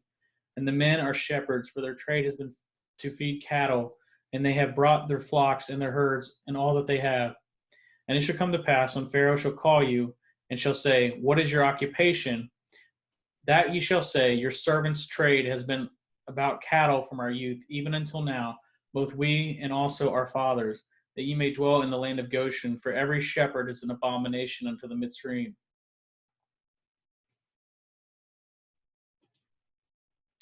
Genesis chapter 47. Then Joseph came and told Pharaoh, and said, My father and my brethren and their flocks and their herds and all that they have are come out of the land of Canaan. Behold, they are in the land of Goshen. And he took some of his brethren, even 5 men, and presented them unto Pharaoh. And Pharaoh said unto his brethren, What is your occupation? And they said unto Pharaoh, Your servants are shepherds, both we and also our fathers. They said moreover unto Pharaoh, For to sojourn in the land are we come, for your servants have no pasture for their flocks, for the famine is sore in the land of Canaan. Now therefore we pray you, let your servants dwell in the land of Goshen. And Pharaoh spoke unto Joseph, saying, Your father and your brethren are come unto you. The land of Mitzrayim is before you. In the best of the land make your father and your brethren to dwell. In the land of Goshen let them dwell. And if you know any men of activity among them, then make them rulers over my cattle. And Joseph broughteth Yaakov his father, and set him before Pharaoh. And Yaakov blessed Pharaoh. And Pharaoh said unto Yaakov, How old are you? And Yaakov said unto Pharaoh, The days of the years of my pilgrimage are 130 years. Few and evil have the days of the years of my life been, and have not attained the days of the years of the life of my fathers in the days of their pilgrimage. And Yaakov blessed Pharaoh, and went out from before Pharaoh. And Joseph placed his father and his brethren, and gave them possessions in the land of Mitzrayim, and the best of the land, and the land of Ra-amekah, as Pharaoh had commanded. And Joseph nourished his father and his brethren and all the father's household with bread according to their families. And there was no bread in all the land, for the famine was very sore, so that the land of Mitzrayim and all the land of Canaan fainted by the reason of the famine. And Joseph gathered up all the money that was found in the land of Mitzrayim and in the land of Canaan for the grain which they had bought. And Joseph brought the money into Pharaoh's house. And when money failed in the land of Mitzrayim and in the land of Canaan, all the Mitzrayim came unto Joseph and said, Give us bread, for why should we die in your presence? For the money fails. And Joseph said, Give your cattle, and I will give you for your cattle if money fail. And they brought their cattle unto Joseph, and Joseph gave them bread in exchange for horses and for flocks and for the cattle of the herds and for the asses. And he fed them with bread for all their cattle for that year. When that year was ended, they came unto him the second year and said unto him, We will not hide it from my lord, how that our money is spent. My lord also our herds of cattle. There is not aught left in the sight of my lord but our bodies and our hands, our lands. Wherefore shall we die before your eyes, both we and our land? Buy us and our land for bread, and we and our land will be servants unto Pharaoh, and give us seed that we may live and not die, that the land be not desolate. And Joseph bought all the land of Mitzrayim for Pharaoh, for Mitzrayim sold every man his field, because the famine prevailed over them, so the land became Pharaoh's. And as for the people, he removed them to cities from one end of the borders of Mitzrayim, even to the other end thereof. Only the land of the priests bought he not, for the priests had a portion assigned them of Pharaoh, and did eat their portion which Pharaoh gave them, wherefore they sold not their lands. Then Joseph said unto the people, Behold, I have bought you this day your land for Pharaoh. Lo, here is seed for you, and ye shall sow the land. And it shall come to pass in the increase that ye shall give the 5th part unto Pharaoh, and 4 parts shall be your own, for the seed of the field and for your food, and for them of your households, and for food for your little ones. And they said, You have saved our lives. Let us find grace in the sight of my Lord, and we will be Pharaoh's servants. And Joseph made it a law over the land of Mitzrayim unto this day, that Pharaoh should have the 5th part, except the land of the priests only, which became not Pharaoh's. And Yashriel dwelt in the land of Mitzrayim, in the country of Goshen, and they had possessions therein, and grew and multiplied exceedingly. And Yaakov lived in the land of Mitzrayim 17 years, so the whole age of Yaakov was 147 years. And the time drew nigh that Yashriel must die. And he called his son Joseph, and said unto him, If not, if now I have found grace in your sight, put, I pray you, your hand under my thigh, and deal kindly and truly with me. Bury me not, I pray you, in Mitzrayim. But I will lie with my fathers, and ye shall carry me out of Mitzrayim, and bury me in the burying place. And he said, I will do as you have said. And he said, swear unto me. And he swore unto him. And Yashriel bowed himself upon the bed's head. Genesis 48. And it came to pass after these things, that one told Joseph, behold, your father is sick. And he took with him his two sons, Manasseh and Ephraim. And one told Yaakov and said, behold, your son Joseph comes unto you. And Yashriel strengthened himself and sat up upon the bed. And Yaakov said unto Joseph, El Shaddai appeared unto me at Luz, in the land of Canaan, and blessed me. And said unto me, behold, I will make you fruitful and multiply you, and I will make of you a multitude of people, and will give you this land to your seed after you for an everlasting possession. And now your two sons Ephraim and Manasseh, which were born unto you in the land of Mitzrayim, before I came unto you into Mitzrayim, are mine. As Reuben and Shimon, they shall be mine. And your issue which you begat after them shall be yours, and shall be called after the name of their brethren in their inheritance. And as for me, when I came from Paddan Aram, Rachel died by me in the land of Canaan in the way, when yet there was but a little way to come unto Ephrath. And I buried her there in the way of Ephrathah, the same is Bet-lechem. And Yashrael beheld Joseph's sons, and said, who are these? And Joseph said unto his father, they are my sons, whom Elohim has given me in this place. And he said, bring them, I pray you, unto me, and I will bless them. Now the eyes of Yashrael were dim for age, so that he could not see. And he brought them near unto him, and he kissed them, and embraced them. And Yashrael said unto Joseph, I had not thought to see your face, and lo, Elohim has showed me also your seed. And Joseph brought them out from between his knees, and he bowed himself with his face to the earth. And Joseph took them both, Ephraim in his right hand toward Yashrael's left hand, and Manasseh in his left hand toward Yashrael's right hand, and brought them near unto him. And Yashrael stretched out his right hand, and laid it upon Ephraim's head, who was the younger, and his left hand upon Manasseh's head, guiding his hands wittingly, for Manasseh was the firstborn.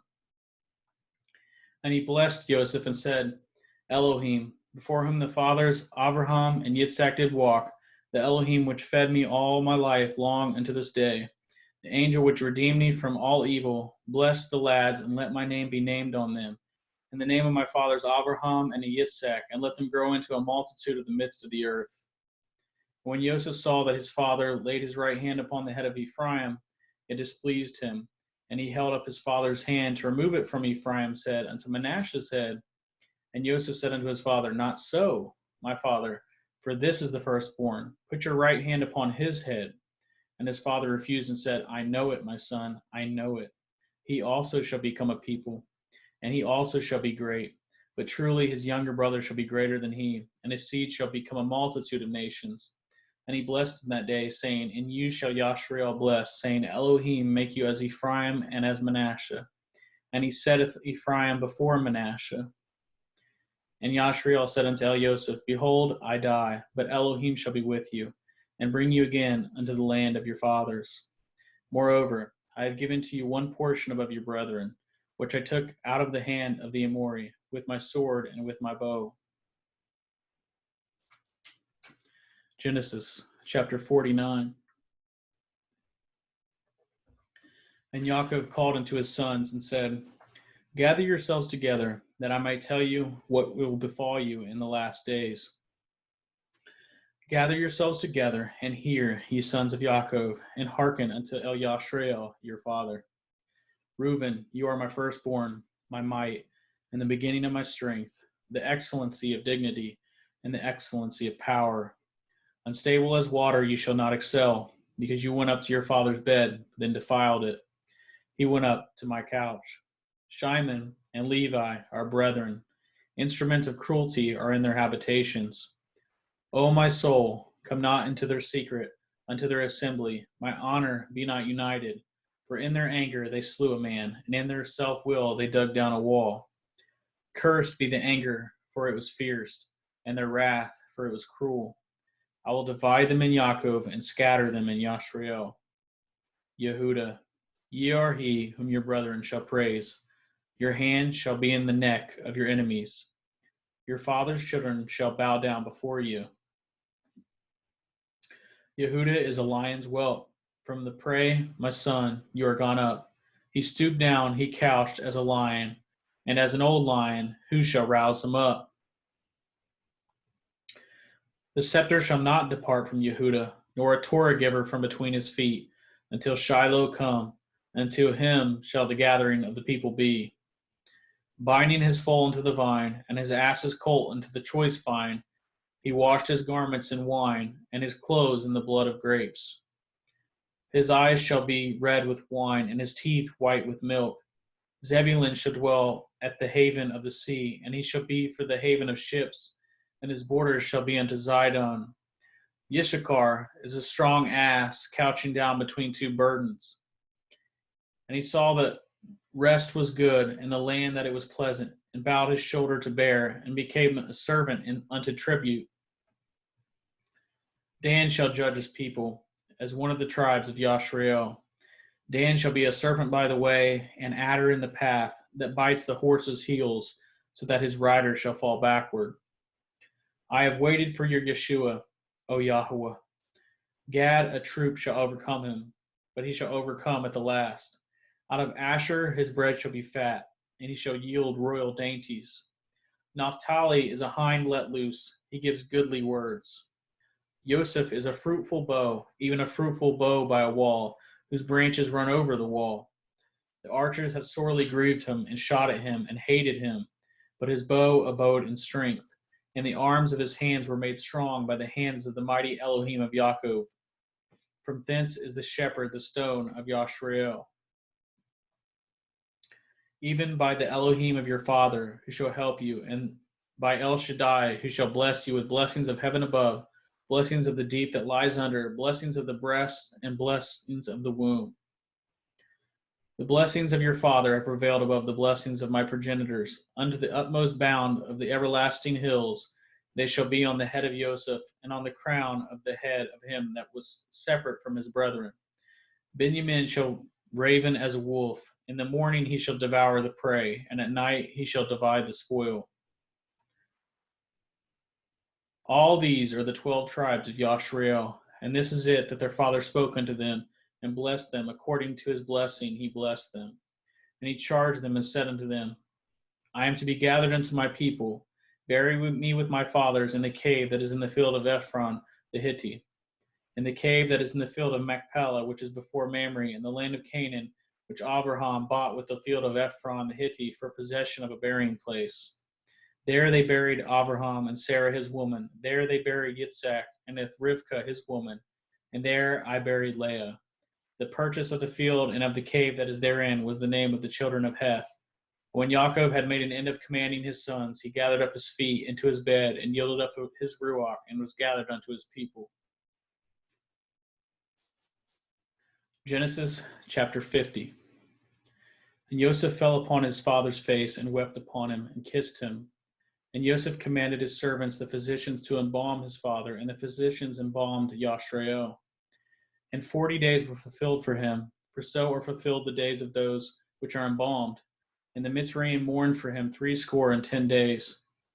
When the days of his mourning were past, Joseph spoke unto the house of Pharaoh, saying, If now I have found grace in your eyes, speak, I pray you, in the ears of Pharaoh, saying, My father made me swear, saying, Lo, I die, in my grave which I have dug for me in the land of Canaan, there shall you bury me. Now therefore let me go up, I pray you, and bury my father, and I will come again. And Pharaoh said, Go up, and bury your father, according as he has made you swear. And Joseph went up to bury his father, and with him went up all the servants of Pharaoh, and the elders of his house, and all the elders of the land of Mitzrayim, and all the house of Joseph and his brethren and his father's house. Only their little ones and their flocks and their herds they left in the land of Goshen. And there went up with him both chariots and horsemen, and it was very great company. And they came to the threshing floor of Atad, which is beyond the Yarden, and there they mourned with a great and very sore lamentation. And he made a mourning for his father 7 days. And when the inhabitants of the land, the Canaanites, saw the mourning in the floor of Atad, They said, "This is a grievous mourning to the Mitzrayim." Wherefore the name of it was called Avel Mitzrayim, which is beyond the Yarden. And his sons did unto him according as he commanded them. For his sons carried him into the land of Canaan, and buried him in the cave of the field of Machpelah, which Abraham bought with the field for possession of a burying place of Ephron the Hittite before Mamre. And Joseph returned into Mitzrayim, he and his brethren, and all that went up with him to bury his father, after he had buried his father. And when Joseph's brethren saw that their father was dead, they said, Joseph will perchance hate us, and will certainly requite us all the evil which we did unto him. And they sent a messenger unto Joseph, saying, Your father did command before he died, saying, So shall you say unto Joseph, Forgive, I pray you now, the transgression of your brethren, and their sin, for they did unto you evil, and now we pray you, forgive the transgression of the servants of the Elohai of your father. And Joseph wept when they spoke unto him. And his brethren also went and fell down before his face, and they said, Behold, we be your servants. And Joseph said unto them, Fear not, for I am in the place of Elohim. But as for you, you thought evil against me, but Elohim meant it unto good, to bring to pass, as it is this day, to save much people alive. Now therefore, fear you not, I will nourish you and your little ones. And he comforted them and spoke kindly unto them. And Joseph dwelt in Mitzrayim, he and his father's house. And Joseph lived 110 years. And Joseph saw Ephraim's children of the third generation. The children also of Machir, the son of Manasseh, were brought up upon Joseph's knees. And Joseph said unto his brethren, I die, and Elohim will surely visit you, and bring you out of this land unto the land which he swore unto Abraham, to Yitzhak, and to Jacob. And Joseph took an oath, and the children of Yashrael, saying, Elohim will surely visit you, and ye shall carry up my bones from hence. So Joseph died, being 110 years old, and they embalmed him, and he was put in a coffin in Mitzrayim. And that concludes the book of Genesis. Thanks for reading with me.